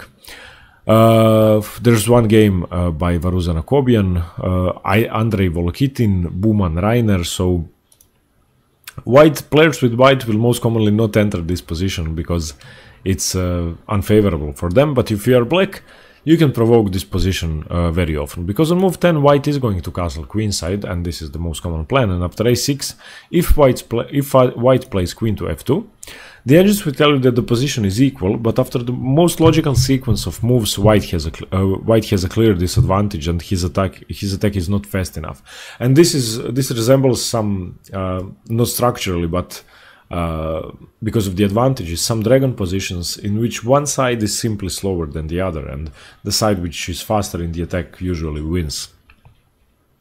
Now the second most common move after a6 for white is to play h4, and I think this move is much better, because it doesn't waste time with queen to f2, it's simply pushing kingside pawns immediately and putting a lot of pressure on black's position. Now this pawn on h4 is already creating a lot of pressure in black's position, and black is already slightly uncomfortable because he isn't sure what white is going to do. If the move g4 comes now, then f5, you have clear problems in the position. So black has to resolve the central tension and trade off some pieces. So knight takes d4, bishop takes d4, b5 now, starting a counter attack. Rook to h3 will be played sometimes, which is a very active move. Now b4, knight to a4, bishop takes d4, let's say this, queen takes d4. Now once again the engines will tell you that black has a slight edge, that black has equalized, and in fact stands a little better. But the point of that is, the reason for that is that the knight is misplaced on a4 really, and the only move to defend it is b3. But white has great practical chances. Now you can immediately see that it's pretty hard to trade off the bishop because your pawn is on a6. So after white plays bishop to d3, rook to g3 or g4 rook to g3 and starts an attack, you're going to have a very hard time defending this line. So I think that after castles on move 10, a6, if white plays queen to f2, black is better. If white plays h4, white is better. But the engine will tell you that it's equal or better for black in both positions. But the engines don't have pressure humans do during the game when your opponent starts attacking menacingly. Okay, so this was after bishop to e3, a6, c takes d4, the second most common move for black. Now let's go over bishop to e7. This is the third move. Now the first moves are queen to d2 and castles. These are the best moves for both sides. Now, most commonly, white will fall into a trap here, which isn't a one-move trap, it isn't a tactical trick, but it's castling queenside for white. And even though this move looks very tempting, it's immediately losing, and I have actually faced this move a couple of times in my own games, and not in tournament games, but in blitz and online games. And it's actually not clear how white is losing immediately, but once black plays c4, white really has nothing to do. His position is just much worse. The best move here is king to b1, in fact. And after king to b1, you can either play rook to b8 or you can play b5 immediately, sacrificing a pawn, and you hope that white is going to take. After knight takes b5, rook to b8, knight to c3, queen to b6, you can see that this position is just busted. For white, if you turn on the engine, it's +2. It's -2, I'm sorry. The position is completely lost.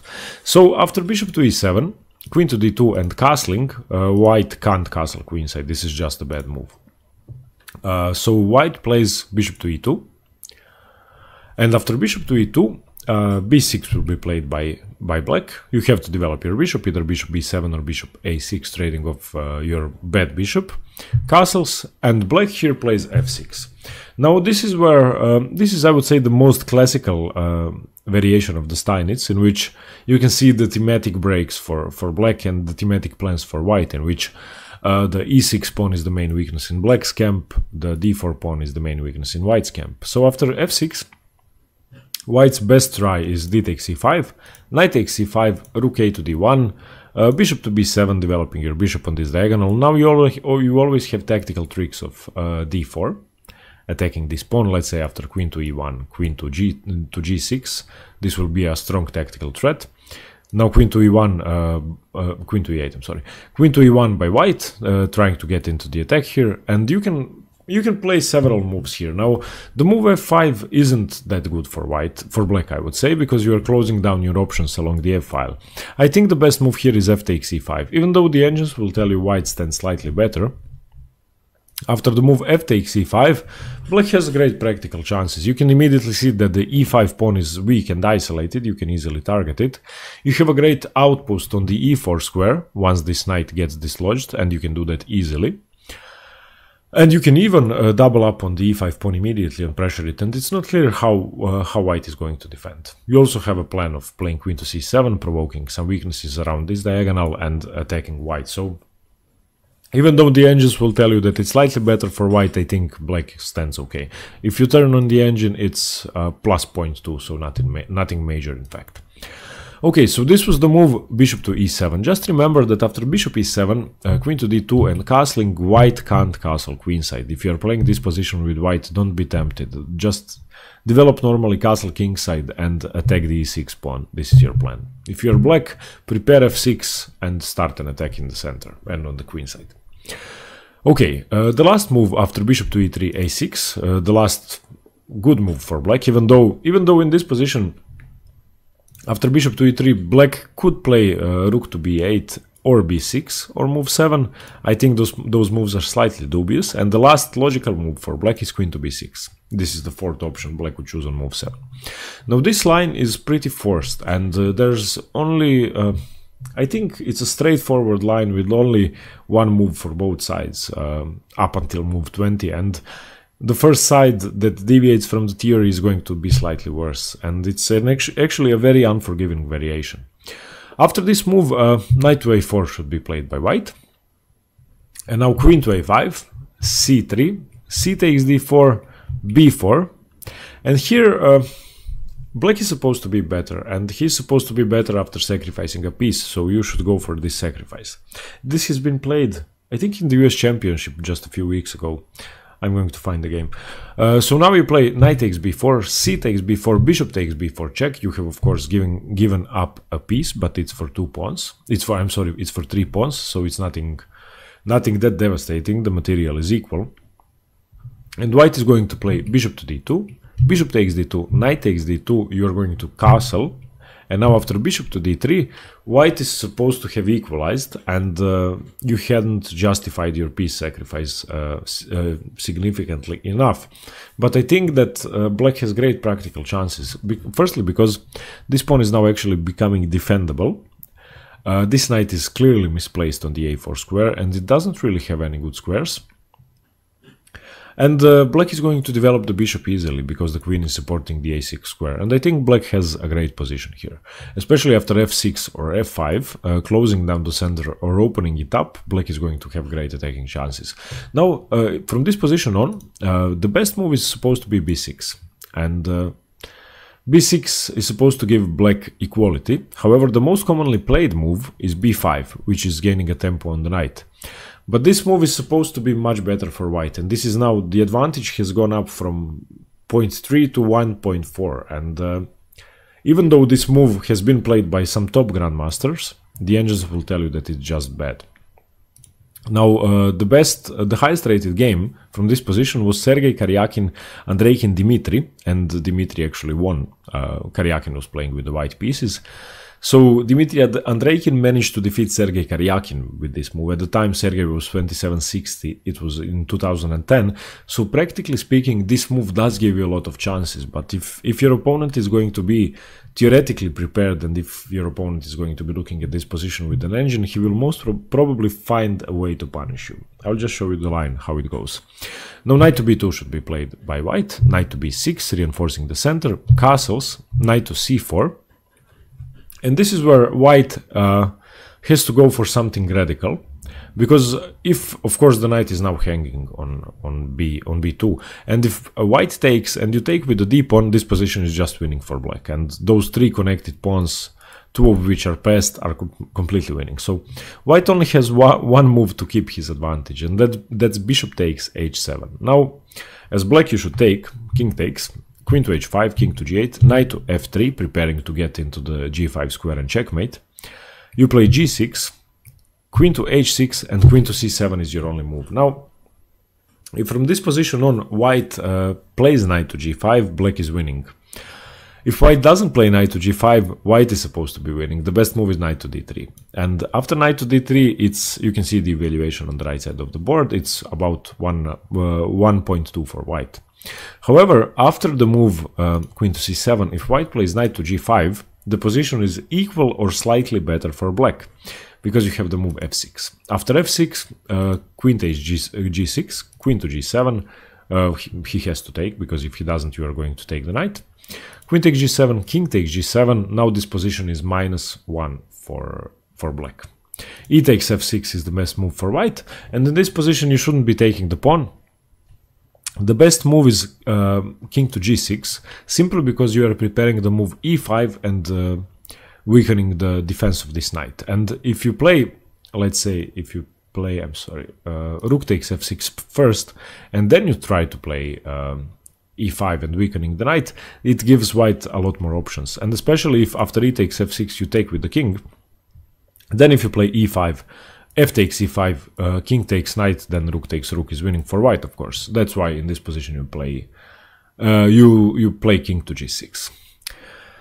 Okay, these were the four moves. I hope I didn't go into too much detail, and I hope you managed to understand something. So let's go over the basics. e4, e6, d4, d5, knight c3, knight f6, the classical French defense. e5 is starting the Steinitz variation. Now the following moves are forced up until move 7. Knight f to d7, of course you have to get away from the attack, and support f6, support c5. f4, white is attacking on the king side. c5, black is doing the same thing on the queen side. Knight to f3, knight c6, bishop to e3, and now black gets to choose to play either a6, c takes d4, bishop to e7, or queen to b6. Okay, in the description below, once again, you can see the video on the basics and the introduction to the French defense. You can see the videos about all the other major variations of the French. And I will also link the timings to each separate variation in this video, so you can find them more easily. Thanks very much for watching. I hope you got something from this video, and stay tuned for more chess. Bye!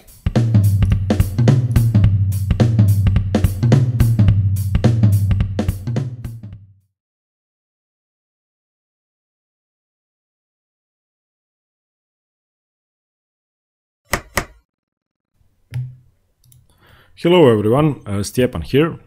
Welcome to the last video in the series about the French defense, and in this video we are going to go over the Bern variation and the variations which occur after bishop g5 on move 4 for white, so not going for e5, the Steinitz variation, or anything else in the classical.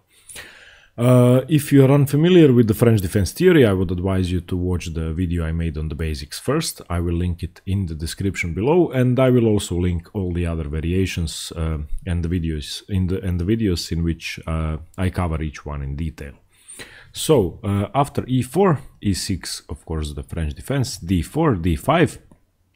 White doesn't go for the advance with e5. White doesn't play anything else, the exchange or something. He plays knight to c3, which is the Paulsen or the classical French defense. And black doesn't play the win-over with bishop to b4. He plays knight to f6, continuing the classical variation of the French defense. And now the most common move is pawn to e5, so a pawn push by white, which is the Steinitz variation of the French. And the second option for white is bishop to g5, and this is the Bern variation. However, black's next move could enter a different variation in total, but I believe that all of them share a common name, Bern variation after bishop to g5.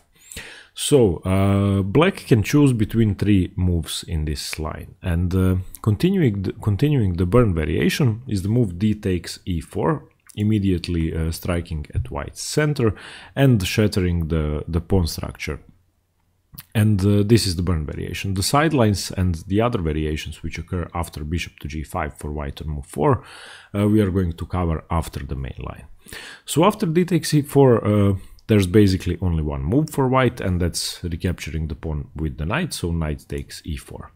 And now you can already notice that the knight on f6 is attacked twice, and there are two ways to defend the knight. One is bishop to e7, and the second one is knight b to d7, which is considered a sideline. We are going to go over that first. So after knight b to d7, black is hoping that white would capture, and that would improve his structure. This is similar to the Karpov-Caro-Kann, in which you always play knight b to d7 in order to be able to recapture an f6 with your knight, thus developing your, let's say, useless b knight on f6, which is the best square for the knight in those closed positions. Here, of course, white won't take the knight. He plays knight to f3, reinforcing his center, reinforcing the d4 pawn and developing, preparing to castle. h6 by black. And now the most common way to capture is with the bishop. With the knight. Capturing with the bishop would be unfavorable, so knight takes f6, knight takes f6, and now bishop to h4, simply saving the bishop, going away from the h pawn. And here, as in most French defense positions and in Caro-Kann positions, because this actually resembles a couple of variations of the Caro-Kann, especially the Karpov variation, black aims to strike at white's d4 pawn with the move c5. And the move c5 is twofold. Firstly, you're going to activate your bishop on the most useful square if white captures. Secondly, you're going to have more central pawns, because of course, if in this position white remains with 3 pawns on the queen side and black has 2 pawns on the queen side, that means that white has the pawn majority on the flank, and it will leave black with the pawn majority in the center, because white doesn't have the e pawn nor the d pawn if he captures. So after c5, white shouldn't ever take the pawn. The best move is bishop to b5 check, developing with tempo, bishop to d7, blocking the check, bishop takes d7, queen takes d7, and here the most common move is queen to e2.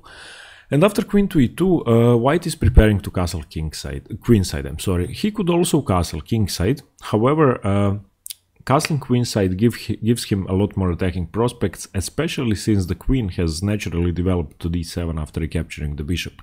So here black has to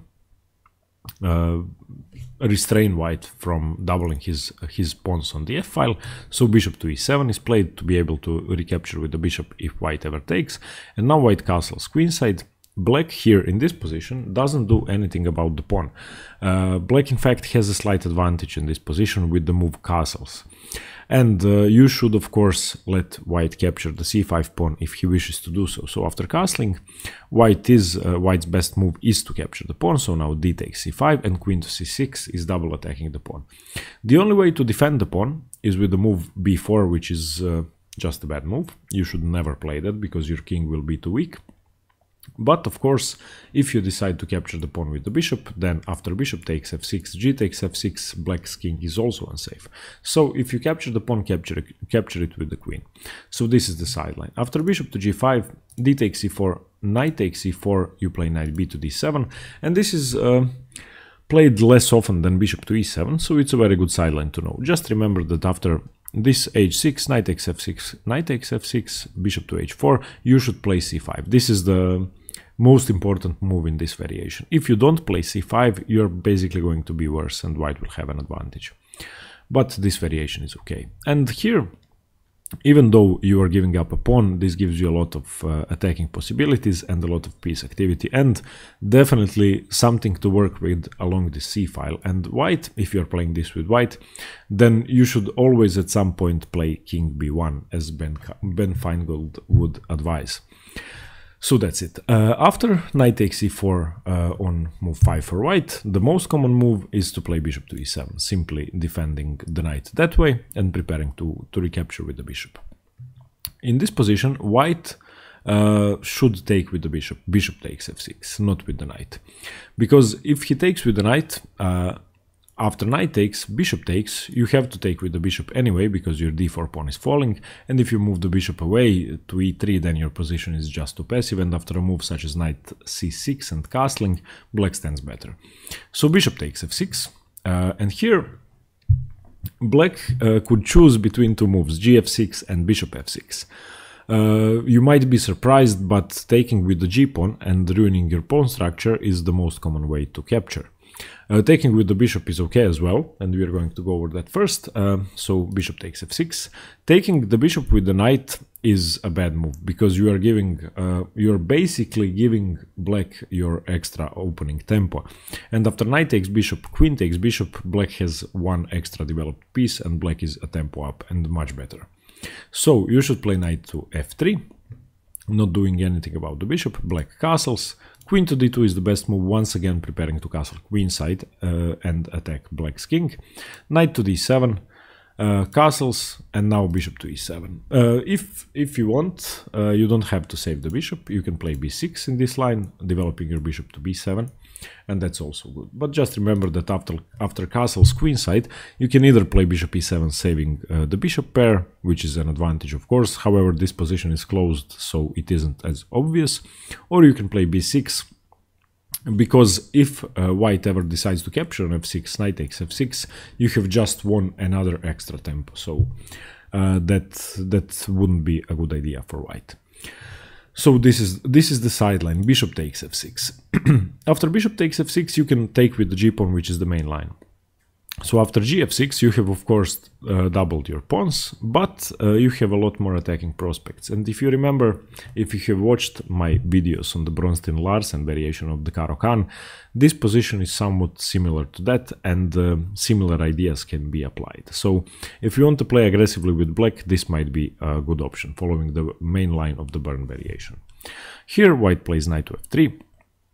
And black plays f5, chasing the knight away, gaining a tempo. Knight c3, a6. This is a very important move in many variations of the Bern French, because a6 is restraining the knight and the bishop from coming to b5, which is a key square in this position for white to attack from, and the key square which black has to defend. Now white will continue with g3. Another reason a6 was played is to be able to play b5, fianchettoing your bishop but with extra space, not playing b6. Bishop g2, bishop to b7 castles, and in this position black is best advised to castle kingside. So after castles, this is the starting position of the main line. Now, if you asked the engines, the position is completely equal, but there are imbalances in the position which give both sides great chances. Firstly, black's kingside pawn structure is ruined and the king is far less safe than white's king. But on the other hand, black is always threatening to play the move c5, and if c5 happens, then black stands okay, and black has the bishop pair anyway. So black has the bishop pair, white has a better pawn structure, and the position is perfectly playable for both sides. So if you want to play the Bern variation, this position on move 11 is something that you have to memorize, and if you are familiar with this, you should find middle game ideas by yourself, and I will link some prominent players of the Bern variation in the description below, so you can watch their games and study from their games. My advice is that if you want to play this variation with black, you should go over at least 20 or 30 games over the board without an engine to try to realize what they were doing during the game, and that's the best way to learn a variation. Okay, let's go over the sidelines now. So bishop g5, d takes c4 is the main line, knight takes c4, bishop to e7 is the main line, bishop f6, g takes f6 is the main line, and this is the position which occurs after normal opening moves. You are aiming to play a6, b5, bishop b7, and castle kingside. After bishop to g5, after white decides to go for the Bern variation, not for the Steinitz or something else, you have two more good options. The first one is to play bishop to e7, and this is continuing the classical variation of the French defense, which occurs immediately after knight c3, knight f6.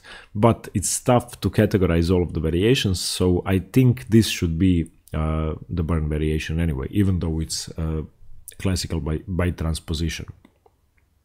Here white has only one move, that's e5, expanding in the center, and black has only one move. Of course, playing knight to e4 would be a bad move, playing knight to g8 would be a bad move as well, so knight f to d7 is the best move for black, saving the knight. Now the main line continues with bishop takes e7, queen takes e7 of course, and now f4. And black in this position plays a6, and that's to prevent any piece from coming to b5. Now, if instead of f4 here, white immediately tries knight to b5, threatening the c-pawn, then black should simply play knight to b6, covering this and preparing to develop the other knight to d7, so black is okay. Of course, you have a problem with the French defense bishop, which is now even harder to develop, because you can't play b6, bishop b7, and you are actually making it harder to play c5. So this might be a good sideline idea for white and trying to confuse black, but it's perfectly playable for black, and it's in fact all zeros according to the engines, it's completely equal, but it's a fun idea to try out. So if you are white, after queen takes c7 you can play either f4, which is the main move and the best move, or knight to b5, which is a good idea as well, because you are forcing knight to b6. But let's get back to f4. After f4, black plays a6, preventing knight to b5. And here, knight to f3 is played by white, and if you know the basics of the French defense, then you know that black is usually attacking on the queen side and expanding on the queen side, and white is doing the same thing on the king side. So white's plan is to play f4, knight to f3, and black's plan is to play c5. So in this position you have to look for a pawn break, that's either f6 or c5 in the French defense, and in this position c5 is the best move. You are opening up the center, striking at white's pawn structure, and you are preparing to develop your knight to c6 after your pawn has already moved, because you want to gain space and open up things for your bishop. White should react with d takes c5. Now you don't have to recapture immediately, you can play knight to c6, that's the best move. And here, if of course white tries to defend with b4, you simply take it, so you're going to recapture on c5 anyway. And this is the main variation of the classical French occurring after the Bern variation with bishop to g5 on move 4. Now of course both sides have clear plans. You can watch the videos on the other variations to learn them better. And black is simply trying to develop his bishop, castle, play f6, open up the position and advance on the queen side, while at the same time white is going to castle king side and have pressure along the king side, especially along the f file.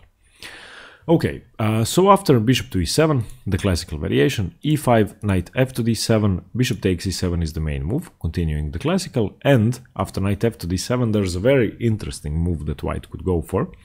It's a hyper-aggressive attacking move, which I believe is one of the best variations of the French defense, and definitely the most attacking way to play for white against the Bern variation. And that's the move h4.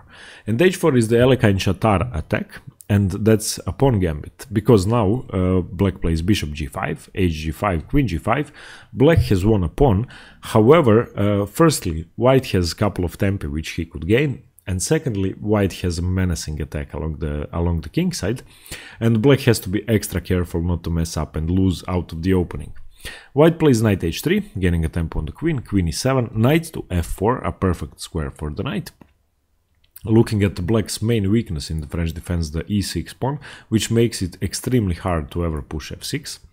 Here knight to c6 should be played by black, not going for c5, because you simply don't have time, you have to react, you have to develop. Queen to g4, attacking the g7 pawn, g6, and white castles queenside. And if you are an attacking player and if you like attacking chess, I believe that this is the perfect setup for white. On the other hand, if you asked the engines, they will always prefer black in this position, and this is minus 0.7 or minus 0.6 for black, so almost winning on grandmaster level, but practically speaking white stands better, I believe, and black will always have to look out for tactics. Black's king is at least 3 moves away from castling, and castling kingside would be just losing immediately. So this is the Alekhine-Chatar attack and the Albin-Chatar gambit. And I believe that if you are white and if you are playing against the French defense, this is a variation to remember and to play against black. And you will most probably beat people with this variation, especially in blitz chess. Okay, let's go back. So this was bishop takes e7 on move 6, and bishop to e7 for black on move 4, the classical French after the burn variation. The third line after bishop to g5, the burn variation, and d takes c4. I'm sorry, and after bishop to g5, which is not d takes e4 or bishop to e7, is bishop to b4, and this is a hybrid between the between the burn variation and the win-over variation, and it's called the McCutcheon variation of the French defense. And I believe that's a great way to play. Now, the good thing about this variation for black is that it's really straightforward and that there aren't almost any variations for either side. So you basically have to remember about 10 moves and you will be okay. And the theory is really easy to remember. White plays e5 here, once again gaining space, and black plays h6. This e5 isn't winning the knight, of course, because you can play h6, attacking the bishop.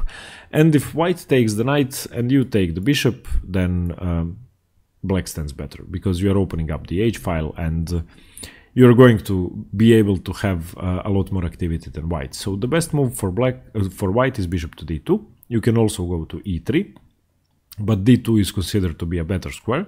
However, in the bishop d2 line, you're going to have to waste another tempo to get the bishop to d3 to e3.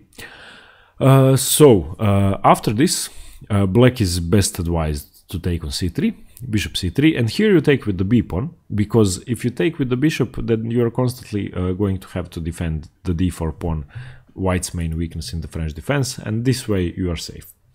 Now knight to e4 should be played, attacking the bishop. And now queen to g4, attacking the g-pawn. And here you can take the bishop immediately, but it's almost losing. And if you take the bishop, then queen takes g7, and of course you don't have the time to do anything to save your knight or something. You have to play rook to f8, and you are losing immediately. So black here plays g6, bishop to d3, now attacking the knight. Knight takes d2, king takes d2, and now c5. Once again, the thematic pawn break for black in the French defense. You're opening up the center. You're planning to develop your light squared bishop, finally the problematic French defense bishop, and you're planning to play knight to c6 in some positions, developing your knight. Here white continues with knight to f3, bishop to d7, developing the bishop, dc5, queen to e7, attacking the c-pawn. There's no way to defend it, but with queen to b4, which would be unfavorable. Rook a to b1, attacking the b7 pawn, bishop to c6. And this is, one could say, the starting position. Now, of course, if white does play queen to b4, trying to defend the pawn, then after knight to d7, you can double attack it, and the e5 pawn is weak as well. So this is the McCutcheon variation and the Lasker variation of the McCutcheon variation. I'm sorry for the complications, but the names in the French defense are quite complicated. And this position is equal. Black has equalized, and I believe that black stands slightly better even, because after you recapture the c-pawn, the material situation is equal and white has obvious weaknesses. However, you should always be careful about white sacrificing something on g6, and you basically have no place to castle, and you have to realize that your king is going to be stuck on e8 for a while, and that your position is quite unsafe compared to white's. But if you manage to exchange queens and survive the middle game, then any endgame is better for black because of the weaknesses on e5 and on c3 and c2. Okay, so that's the McCutcheon variation, the burn variation, the classical variation, and most sidelines. And I would like to finish up the videos on the French defense theory with this. And I hope you got to learn something. Once again, I would advise you to watch all of them. You can find the links in the description below. And definitely, before going into too much detail with these variations, watch the video on the basics. Now, once again, after you study these videos, I would advise you to go through at least 20 or 30 games in each variation to develop your own ideas and to get the best out of Grandmaster games. Okay, everybody, thanks very much for watching. I hope you got something in this video about the burn variation, and stay tuned for more chess. Thanks very much. Bye.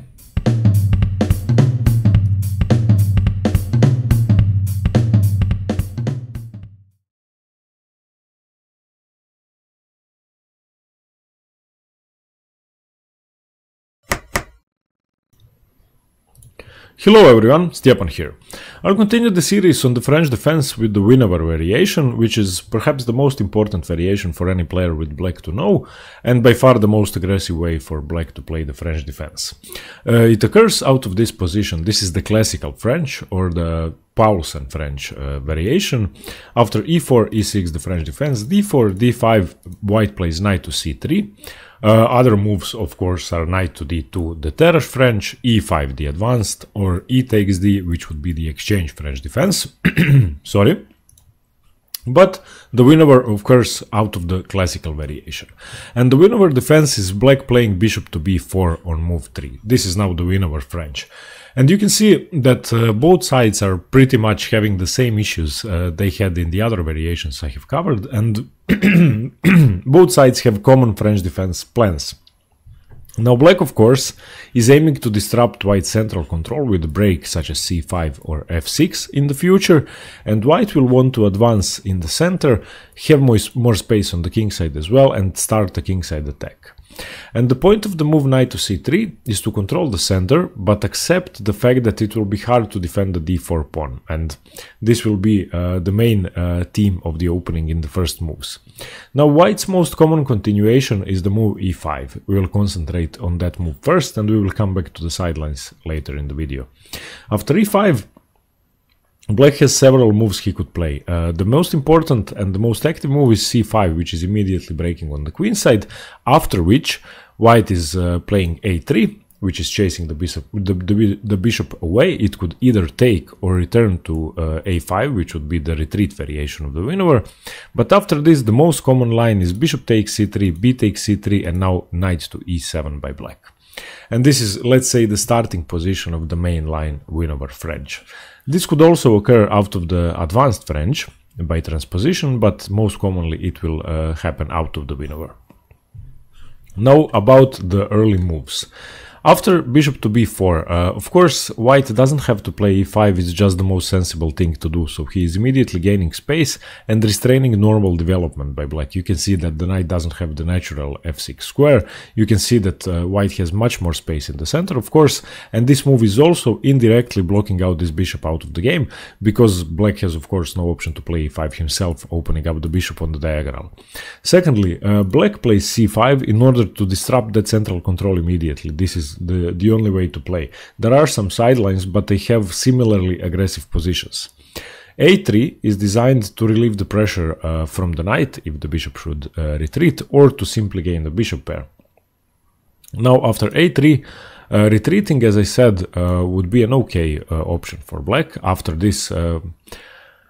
After this, black isn't worse or anything. It's just a different plan. And after this, white will most commonly continue with the move b4. And after c takes d4, which is black's most common line, attacking the knight in exchange for his bishop being attacked, knight to b5 will happen, and now bishop to c7. And this variation, you can check out some games by Hosiyar and he actually played the game fairly recently in this variation at the US Championship. I will link it in the description below. It's an interesting line, and this is a variation that not too many people with white will expect. But let's go back to the main position. After a3, so black could choose to retreat the bishop, but more active is to take on c3. And after c3, bishop takes c3, b takes c3. Black is supposed to have equalized already, and he's supposed to have even a slight edge in this position. Of course, white's pawn structure is ruined, but that isn't as significant as it might seem. The main advantage of the pawn being on c3 is to reinforce the d4 pawn with the pawn and not with the piece, because d4 is the main weakness in white's camp, and usually black's entire strategy will focus around attacking d4 and increasing pressure. Now after knight to e7, black has, of course, allowed white a very active move, which white pretty much has to play, and that's the move queen to g4. And this is now the poisoned pawn variation of the win-over French, and by far the most common variation and the main line as well. And white here is attacking g7, of course, which gives black two options. One of the options is passive, and it will lead to a defensive game for black.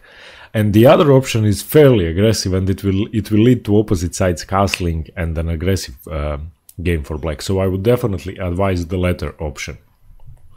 I'm going to show you the passive one first, and that would be for black to castle on move 7, simply defending the g7 pawn.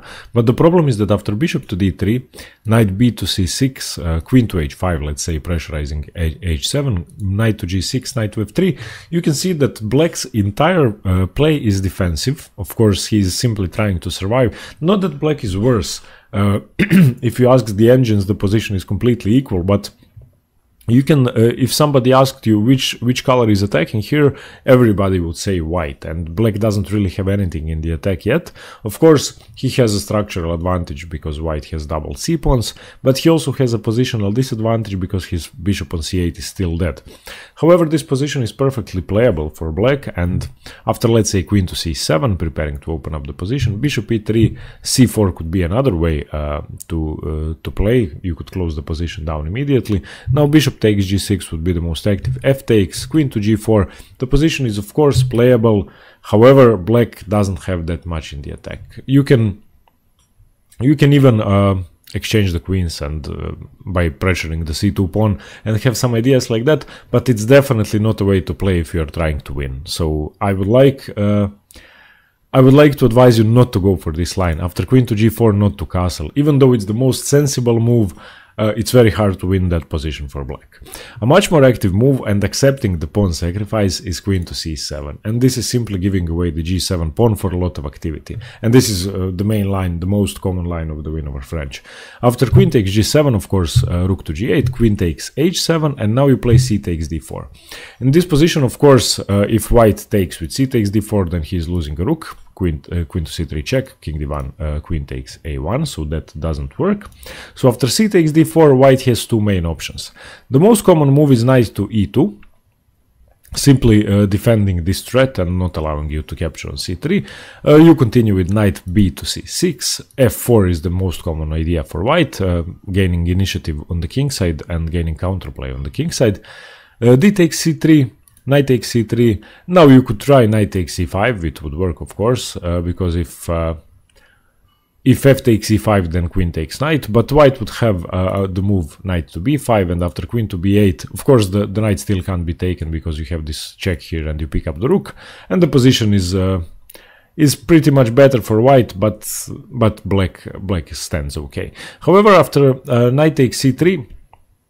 A much better choice is to play a6 first, defending from knight to b5, and now all of your options are open and you have very active play. Of course, you might not even castle in this variation. The king might stay stuck in the center, but that's perfectly okay because it's actually defending by these two pawns and by the knights in this line.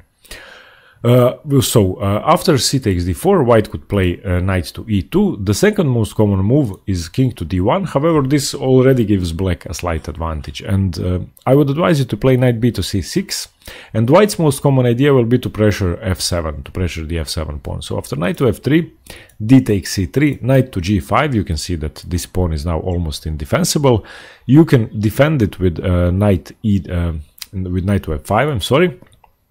You can defend it with knight takes c5. However, in almost all lines, the pawn is going to drop. Let's say knight takes c5, f4 chasing the knight away. You would have to play f6 counter-attacking white's knight, and after f takes c5, f takes g5, queen to h5 check, king to d7. Black is equal. However, not that many attacking chances in this line.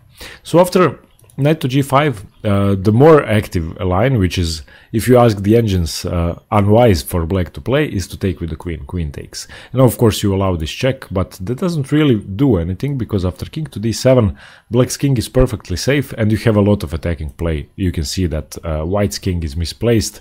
You are going to get all of your pieces into the attack. You're going to play b6, bishop to b7 and activate on this diagonal, and black stands much better here practically.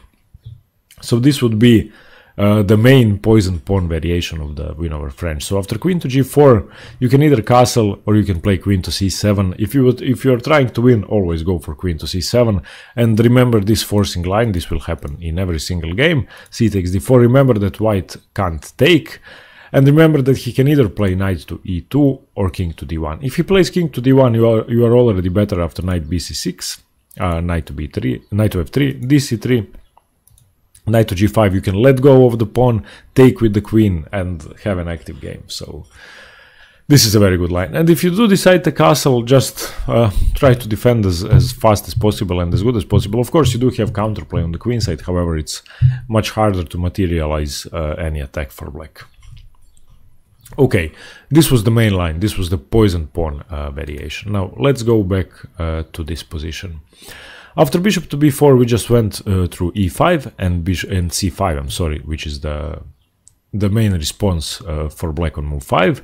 I would just like to go over a few sidelines before we go on to white sidelines on move 4. After e5, black can play a few more moves. A very nice way to play and to change the move order, which would lead to your advantage, is the move knight to e7. And this is, of course, you still haven't played c5, you might not play it at all. And in fact, if white goes for normal lines such as a3 and you take on c3, white takes on c3, you can play c5 now. You can decide to transpose to the same position, and you most probably will. This is the main line that we just saw. However, after knight to e7, white doesn't have to play the move a3. He might be confused after you didn't play c5, and he might play bishop to d2. And after that, after b6, you have changed the position completely, and you have gained the possibility to get rid of your bad bishop immediately, because there's no way for white to stop a trade of pieces. And after knight takes a6, you can play c5, and then take with the knight if white takes. If he doesn't, you can take on d4 and then play knight to c5. So this is a very nice sideline for black to remember. After the move e5, you don't have to play c5, try knight to e7, and depending on what white does, you can have a playable position which is out of the ordinary, different than the main line. And there's another line. If white decides to play queen to g4 here immediately, that could become very risky for him.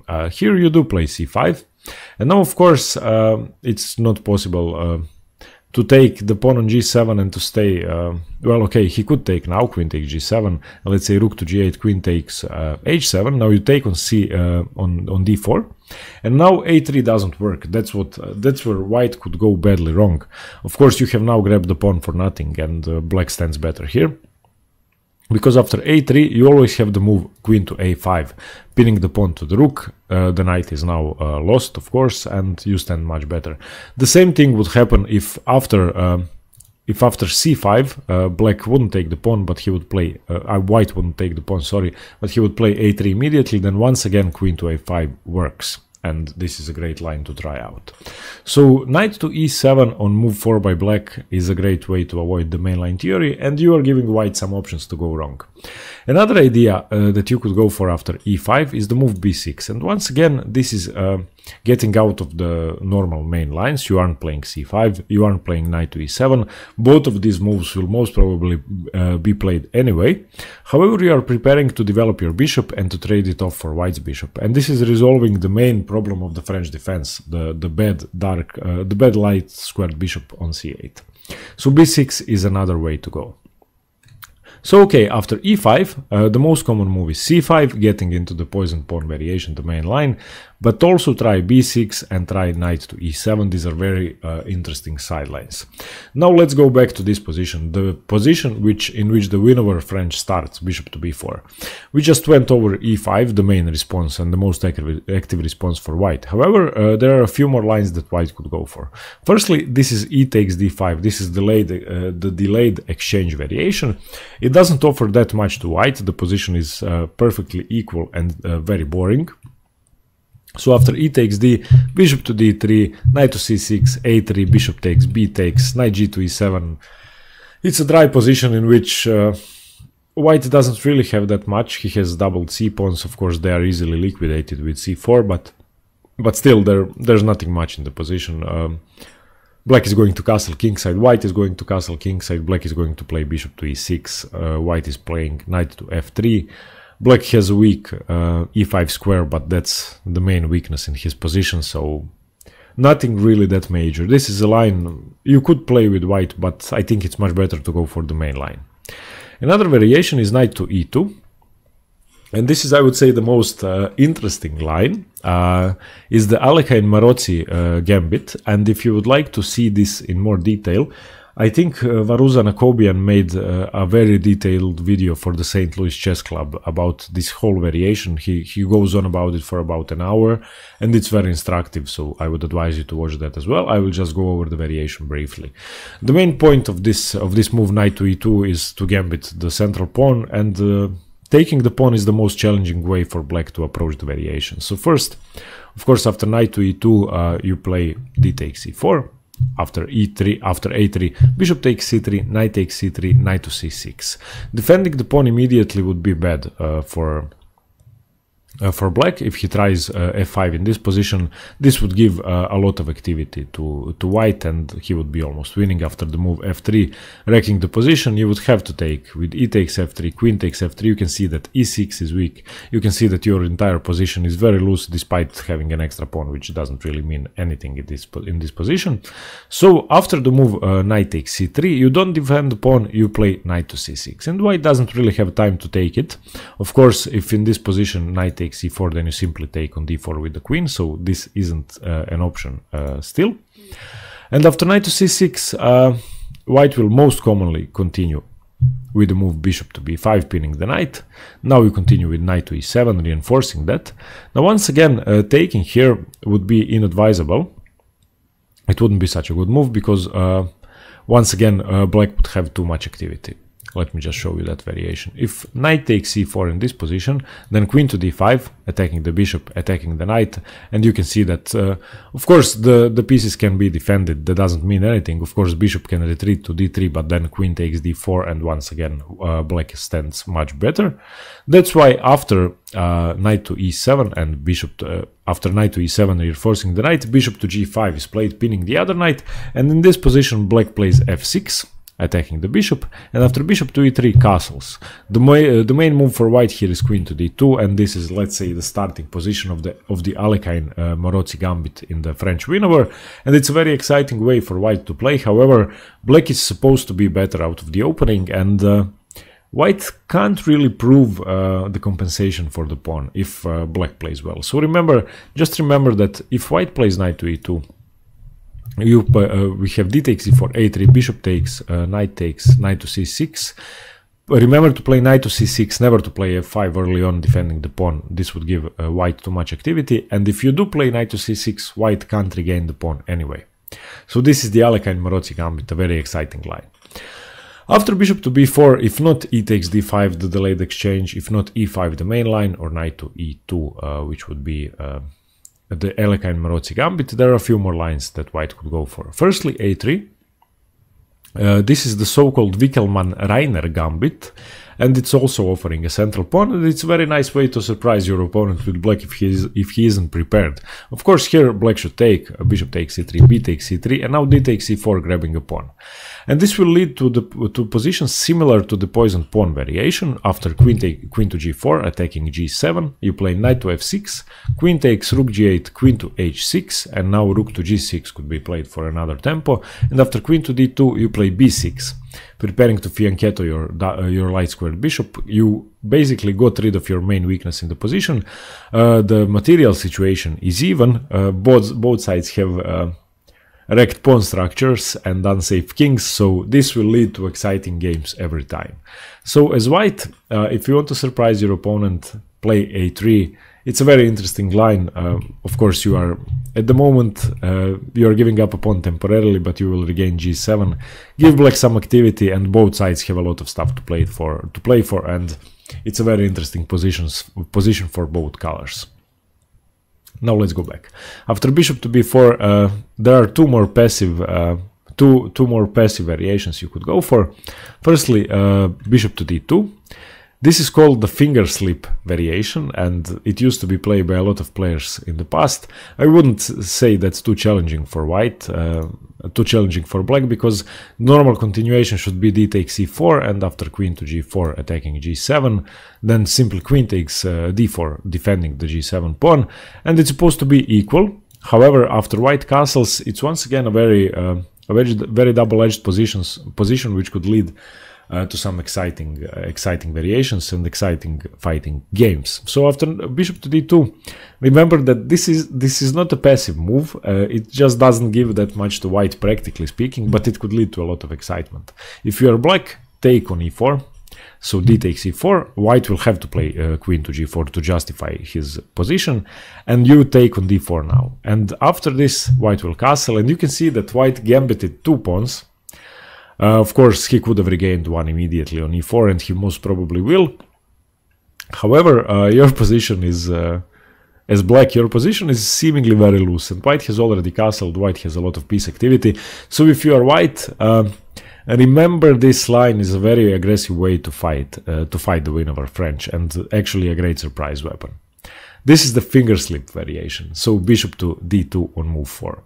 Another possibility is to play bishop to d3 on move 4, which is, I would say, the most passive, if not the delayed exchange. And this leads to some normal positions after d takes c4, bishop takes c4, knight to f6, gaining a tempo on the bishop, bishop f3.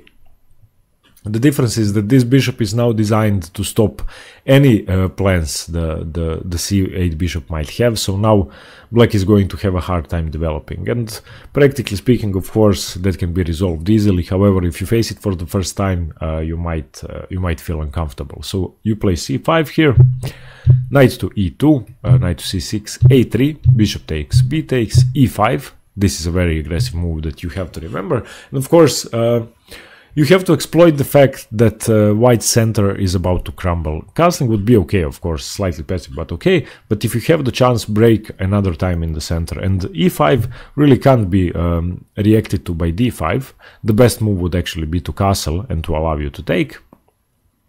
However, after d5, you can play e4, and now d takes c6, queen takes d1, king takes d1, e takes f3, g takes f3, and b takes c6. Black is equal, slightly better because he has less structural weaknesses, white has 2 sets of double pawns. So yeah, this is the bishop to d3 line on move 4. So remember that after bishop to b4, the win over French, after you enter the win over, white could play e5, which is the main line. White could play e takes d5, which is delayed exchange variation. White could play a3, which is the Winkelmann-Reiner gambit. White could play knight to e2, which is the Alekhine-Morozzi gambit. White could play bishop to d2, which is the finger slip variation, and white could play bishop to d3, which is a slightly passive line, which would lead to a seemingly equal position. So a lot of possibilities for white to respond to the win over. If you are playing this with black, be prepared. If you are playing this with white, prepare something to surprise your opponents, and good luck. I hope you got something out of this video and that you are more familiar with the variation now. Thanks very much for watching, and stay tuned for more chess. Thank you. Bye.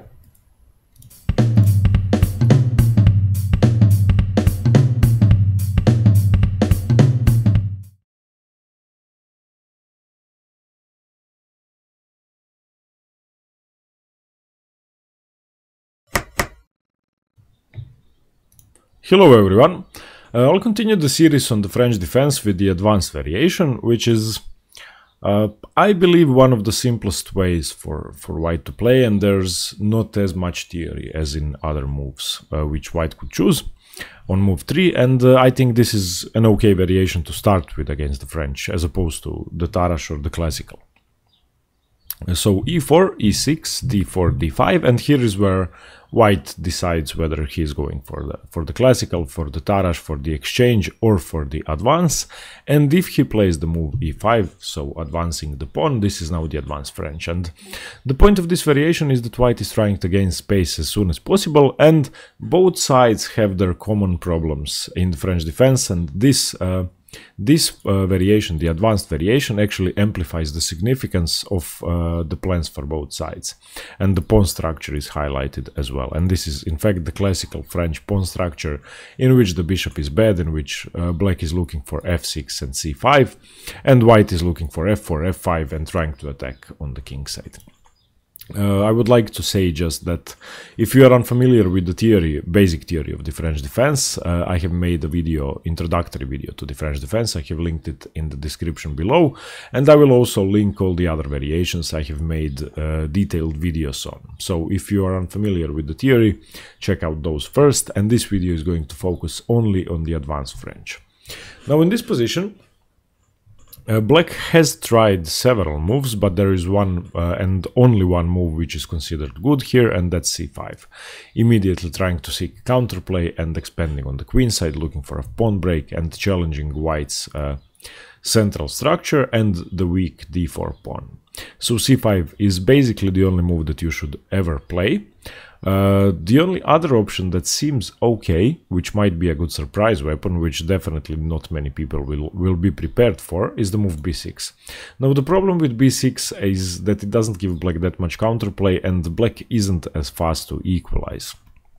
Now to b6, white will most commonly reply with c3, now queen to d7, knight to f3, knight to e7, a4, a5. This is the position you might get, in which white has a slight edge, about 0.4 according to the engines, and he can't play his normal French defense plan, of playing against the French defense with the advance. So if your opponent is not well versed in the theory of this, it might be a good weapon. However, if your opponent doesn't know what he is doing, then b6 on move 3 is a mistake. So after e5, you should only play c5, and the next moves are basically forced, and you will very seldom see deviations from this. So to this, white plays c3, reinforcing the d4 pawn with the pawn. Of course, he could defend with the piece, but that would be a bad choice, because if black takes, then any other capture done by the pawn would be inferior for white. To this, the main move for black, by far the main move, is knight to c6. And once again, this is the only move that keeps equality. And the fact that black has already equalized on move 4 means that there is something wrong with this variation for white, but that's really not true. The position is simply equal, and knight to c6 is the only move that equalizes. Instead of knight to c6, as a surprise weapon on move 4, you could try the move queen to b6. Now this is only slightly better for white. If you ask the engines, it's 0.1 or 2. But it could surprise your opponent because it's a different move order. Now it will most likely transpose to the main line anyway, but it might be a good strategy to confuse your opponent. To queen to b6, white should play knight to f3, then knight to c6, a3, c4, and you have now transposed to the main line, which could come from the normal move order as well. So c3. Don't play queen to b6 if you are unfamiliar with the move order. Play knight to c6, this is the main move, and now white will always play knight to f3. And this is where the variation starts. This is where the advanced variation branches out. And there are three options for black in this position. Three good moves. There are several others which are not as good, so I'm not going to show them. And we are going to talk about the three main ideas. Now this variation is called the Paulsen attack as well, advanced variation Paulsen attack, but it's basically known as the main line. So if you see somewhere French defense advanced variation Paulsen attack, this is it after the move knight to f3. Okay, the three options for black are on move 5. Firstly, queen to b6. This is the most aggressive one and the most complicated line. The second option black has, is the Uwe attack. The bishop to d7 on move 5, and the third option that has gained in popularity in the last 10 or 20 years, I would say, is knight to h6. And all three are good, all three are different, and we are going to go over them in this video. So first let me go over the Uwe variation with bishop to d7. Now this variation is, I would say, the most passive way for black to play, the most you are giving white too much of a free hand, in my opinion, and even though it's probably the most solid way, it can't give you that much counterplay. To bishop to d7, white replies with bishop to e2, knight g to e7, trying to develop and getting the knight into f5, which is the main idea of knight to h6 as well. Now knight to a3 will be played by white, and the main idea of knight to a3 is to reinforce the d4 pawn with the move knight to c2. In this position, white could have also castled. Those are the two main options. I think knight to a3 is the more common one. And if white castles, black shouldn't aim to go for knight to f5. Black should play knight to g6, and this is more comfortable. And it will give you more attacking options. With the queen coming in, you could exchange these knights and try to attack this way. and I think knight to g6 is a better attacking move if white castles here. But if white doesn't castle, that means that he isn't committing his king yet, and that he hasn't given you the address of his king yet. So if he plays knight to a3, you should be more careful. And playing knight to g6 is a very committal move in this position, because if white doesn't castle kingside, then you have overextended your pieces and your knight is misplaced. So after knight to a3, you should play the move c takes d4. This is very flexible and it's resolving some of the central tension. C takes d4,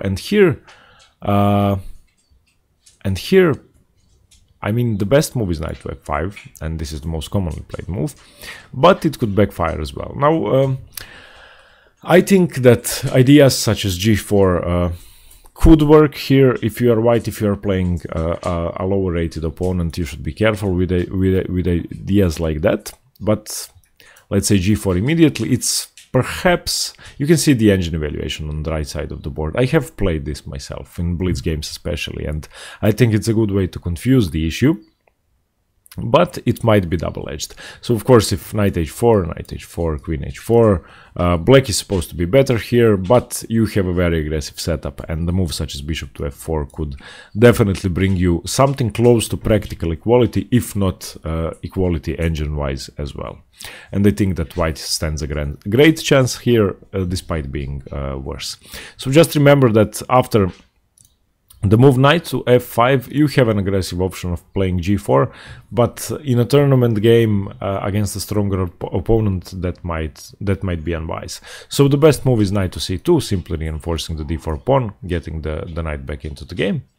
And here black will most commonly play queen to b6, increasing the pressure on b2, increasing the pressure on d4, and white will castle. And this is the starting position of the Uwe variation in the advanced French, if both sides know what they are doing. Now, what I would advise is that after the move bishop to d7 for black, whether you are playing this with black or trying to fight this defense with white, you should try some uncommon ideas such as the move knight to g4 the move g4 on move 9.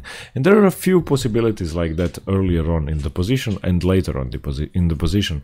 And you should, instead of, let's say, knight to c2 here and queen b6 castles, try to find some uncommon ideas for either side and try to use them. So just remember that after knight to f3, which is the starting position of the advance, this will be played in 99% of the games. If you play bishop to d7, this is the Uwe variation, and your plan is, if you are white, to develop normally. If you are black, you have to decide what you are doing with your knight on e7, whether you are playing a knight to g6 or knight to f5, which will depend on if and when white castles. You can always resolve this tension with c takes d4. That's never a mistake in the position. C takes d4. So if you have to waste a move, you can do that. And after that, it will be easier to play. Knight to f5 could be played here if white doesn't castle. If white castles on move 7, then you should go for a plan with knight to g6. Okay, so let's go back to this position. After knight to f3, the rare continuation which is gaining in popularity and which might confuse you if you are white, if you are not prepared, and which might be a great way for black to play against the advanced French, is the move knight to h6, which is preparing to play knight to f5 simply, and preparing to increase pressure on white's position without using up the square that the bishop could use later on. Now, bishop to d3 is the most common idea, simply preparing to capture the knight on f5, and that's as simple as that. Now, cd4, knight to f5, and this you don't have to take, but the best move is to take the knight, and you should take it in this position. Bishop takes f5, e takes f5, knight to c3, reinforcing your central control and attacking the now weak and isolated d5 pawn, which black is going to have trouble with, but in exchange for that, black has gained the bishop pair. After knight to c3, black should play bishop to e6, defending or over-defending for now the d5 pawn. h4 should be your move if you are white, and this is the most aggressive move, and black should play h6. I'm sorry, my dog is restless. He seems to be restless. Hi. I'm sorry for that. I'm just going to try to calm him down for a second. Okay. So after the move bishop to e6, where black is defending the d5 pawn, I think that white should go for a plan of h4 and then h5. And if black does nothing to stop that, then he's just going to be worse. And I think this is also providing a useful outpost for the bishop on the square g5. And if black doesn't play h6, then white is simply better, much better. Now, if you don't want to play as aggressively, and if you want to try to exploit your advantage in the center slowly, there are other moves in this position. You can play knights to e2, you can play castles, you can play a3. Those are all okay. I think knight to e2 could be the best plan. And that with the move knight to e2, you are reinforcing d4, you're going to castle, you are going to transfer the bishop here or here, and you will have a safer plan of advancing in the position. So this is the move knight to h6, which is fairly straightforward, and if you face that from black, then you know what to do. Just play bishop to d3, black is commonly going to exchange the pawns, cd4, cd4, and after knight to f5 happens, then you are going to capture on f5. Now taking on h6 could be played, but I don't think that it's a good idea to give up your dark squared bishop, because your light squared bishop has a weak counterpart in the French defense, and especially if the pawn is on f5. But if you give up your dark squared bishop, then immediately the move such as a move such as bishop to b4 check could be a problem. So I don't think that's as advisable, and the advantage you get structurally with black's pawns being doubled on h6 and h7 isn't that significant. So I would advise you not to take on h6. Okay, let's go back.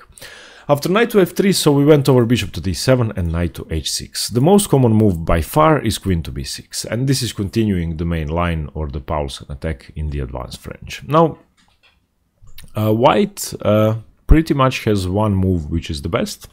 There are two more sidelines which white could go for. Let's go over them first. Firstly, bishop to e2. That's a fairly passive move, and I don't think that white has enough advantage with that move. This is just all zeros. Now the position continues cd4, cd4, knight to h6, knight to c3, knight to f5, and black is perfectly fine. He has increased pressure on the d4 pawn, and black has a lot of counterplay. Now if you want to activate in this position, once again, ideas such as g4 are okay, but you are going to have to play a3, eventually stop the knight from coming in. You are going to have some problems, and I think black has too much activity, and even though the move is not bad, I think this shouldn't be played if you want to go for a win. So this is bishop to e2. After queen to b6, there's another move, which I think is okay, but not the best. That's bishop to d3. And in this position, cd4 would be played, c takes d4. Of course, if knight takes d4 is played, then of course, black is simply losing. That can't be taken. Knight d4, knight d4. If queen d4, then bishop to b5 check, so that doesn't work. So after c takes d4, black is going to play bishop to d7, firstly stopping this check, and then this will work. And you are going to have to play bishop to e2 to defend the pawn. And once again, I think this is too passive to play for a huge advantage, and I think that this shouldn't be played. So these are bishop to e2 and bishop to d3 on move 6 for white. So after queen to b6, on move 6, white should play the move a3, and this is simply preparing to advance on the queen side, and it's also stopping any piece from entering the b4 square after cd4 happens. Here white is giving black two options, and black has two options which are good. I think both are good, and the main move, the main line, is c4. This is the main line of the advanced variation, and this will be played in most of your games. Now with this move, black is expanding on the queen side as much as he can, and he's also stopping white from developing normally. Now you can already see that the white knight hasn't got that many squares, that it will have to work hard to develop, and the bishop isn't that good on this diagonal. It doesn't have that many targets. After c4, white should nevertheless play knight b to d2. Knight to a5 will be played by black, and now this move is trying to exploit the weakness of the outpost black has already created here on b3. Now to this, white will play bishop to e2, developing, bishop to d7, castles, knight to e7, rook to b1, queen to c7. This is the starting position, and here black can try with ideas of b5. b4 even. He can play knight to c6, b5, a5, then b4, and try to create a passed pawn on the queen side. Now you can already see that you can see that in the introductory video. Once again, if you are unfamiliar with the basic ideas in the French, I would advise you to watch that first. But you should follow your pawn chain, which is going to tell you which way you should be attacking. Now, the way your pawn chain is facing is the way you should be attacking. So it's clear that black should expand on the queen side and that white should expand on the king side. Now, this variation, even though it's not worse for white, it gives black more options to advance. And of course, white could play h3, knight h2, f4, f5. White could play knight e1, f4, f5, and then knight back to f3. There are several possibilities for white to attack, but black has the chance to advance slightly faster. And the position is completely equal, that should be said once again, and the position is very rich. I think this is, despite being easy to play for both sides and the plans being clear, I think that the games produced could be a lot of fun, and that this variation is worth exploring, and that it could be fun for both sides. So this is with the move c4 for black on move 6. Now the other option after the move a3 is the move knight to h6. Now, I'm not sure how to pronounce this variation. It's written Lputian variation. I'm not sure how to pronounce that. I'm sorry if it's from your language area and I've mispronounced it. But the point of this variation is that the knight is once again trying to come to f5. And white, since black has allowed the move b4, is going to play b4, because the move c4 that black played in the main line is designed pretty much to stop b4, and if b4 is played after c4, then of course en passant works and black is winning a pawn and winning the game. But after the move knight h6, white does have time to play b4, and now white has managed to stop black's expansion significantly. Now the best move in this position is cd4. You should never take the b pawn, because then white would have a huge advantage in the center, and after cb4, ab4, white is completely winning strategically and positionally. So c takes d4, c takes d4, knight to f5, putting a lot of pressure on the d4 pawn, now attacking it 3 times. Bishop to b2. After b4 you are free to fianchetto your bishop, and now this bishop isn't that active, and I think this is the biggest downside of this variation for white, because the bishop is pretty useless for the next 3 moves.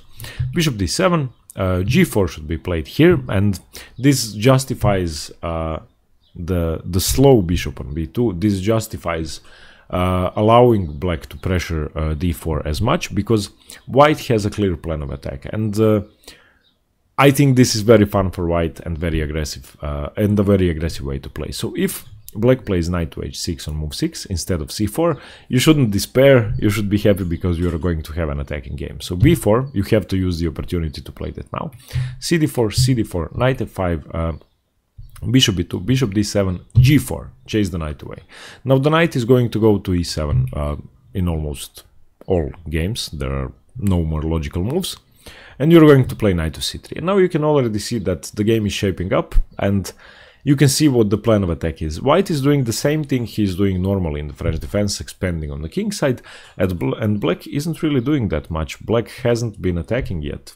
And one downside is that black will almost always have time for the move f6. And now I would like to tell you which side it's normal to castle, but I really can't. There isn't really an easy way for me to explain what the plan should be in this position, and I think that you should decide that for yourself. Now, you could be surprised with what the most common move is in this position, and that's knight to a5. Now, knight to a5 has been played about 100 times. The highest rated game was Vasily Ivanchuk, Bareev, Evgeny. And to this, you should play queen to c2. And I'm going to show, of course, if you take, then the bishop is falling. And the black is quick to exploit the fact that the c4 square is weak. So white should be careful with such an expansion, and black has counterplay. But I think white stands a great positional chance and a slight advantage despite black being able to put the knight on c4. So this is just one idea which you could find in the position. After knight to c3, normal developing move. If white is unprepared for this position, you might scare him with the move knight to a5. And if knight to c4 happens, bishop c4, dc4, then you have a passed pawn, then the position is fairly scary.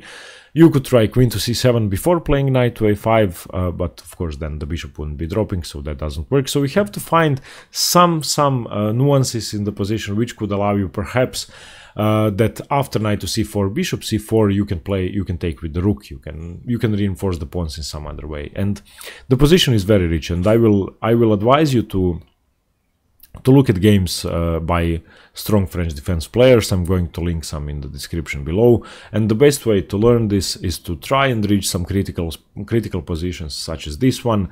Don't use the engine, never use the engine when trying to find opening ideas, but try to think of 5 or 6 different plans and then try to find whether any strong grandmasters have been playing them.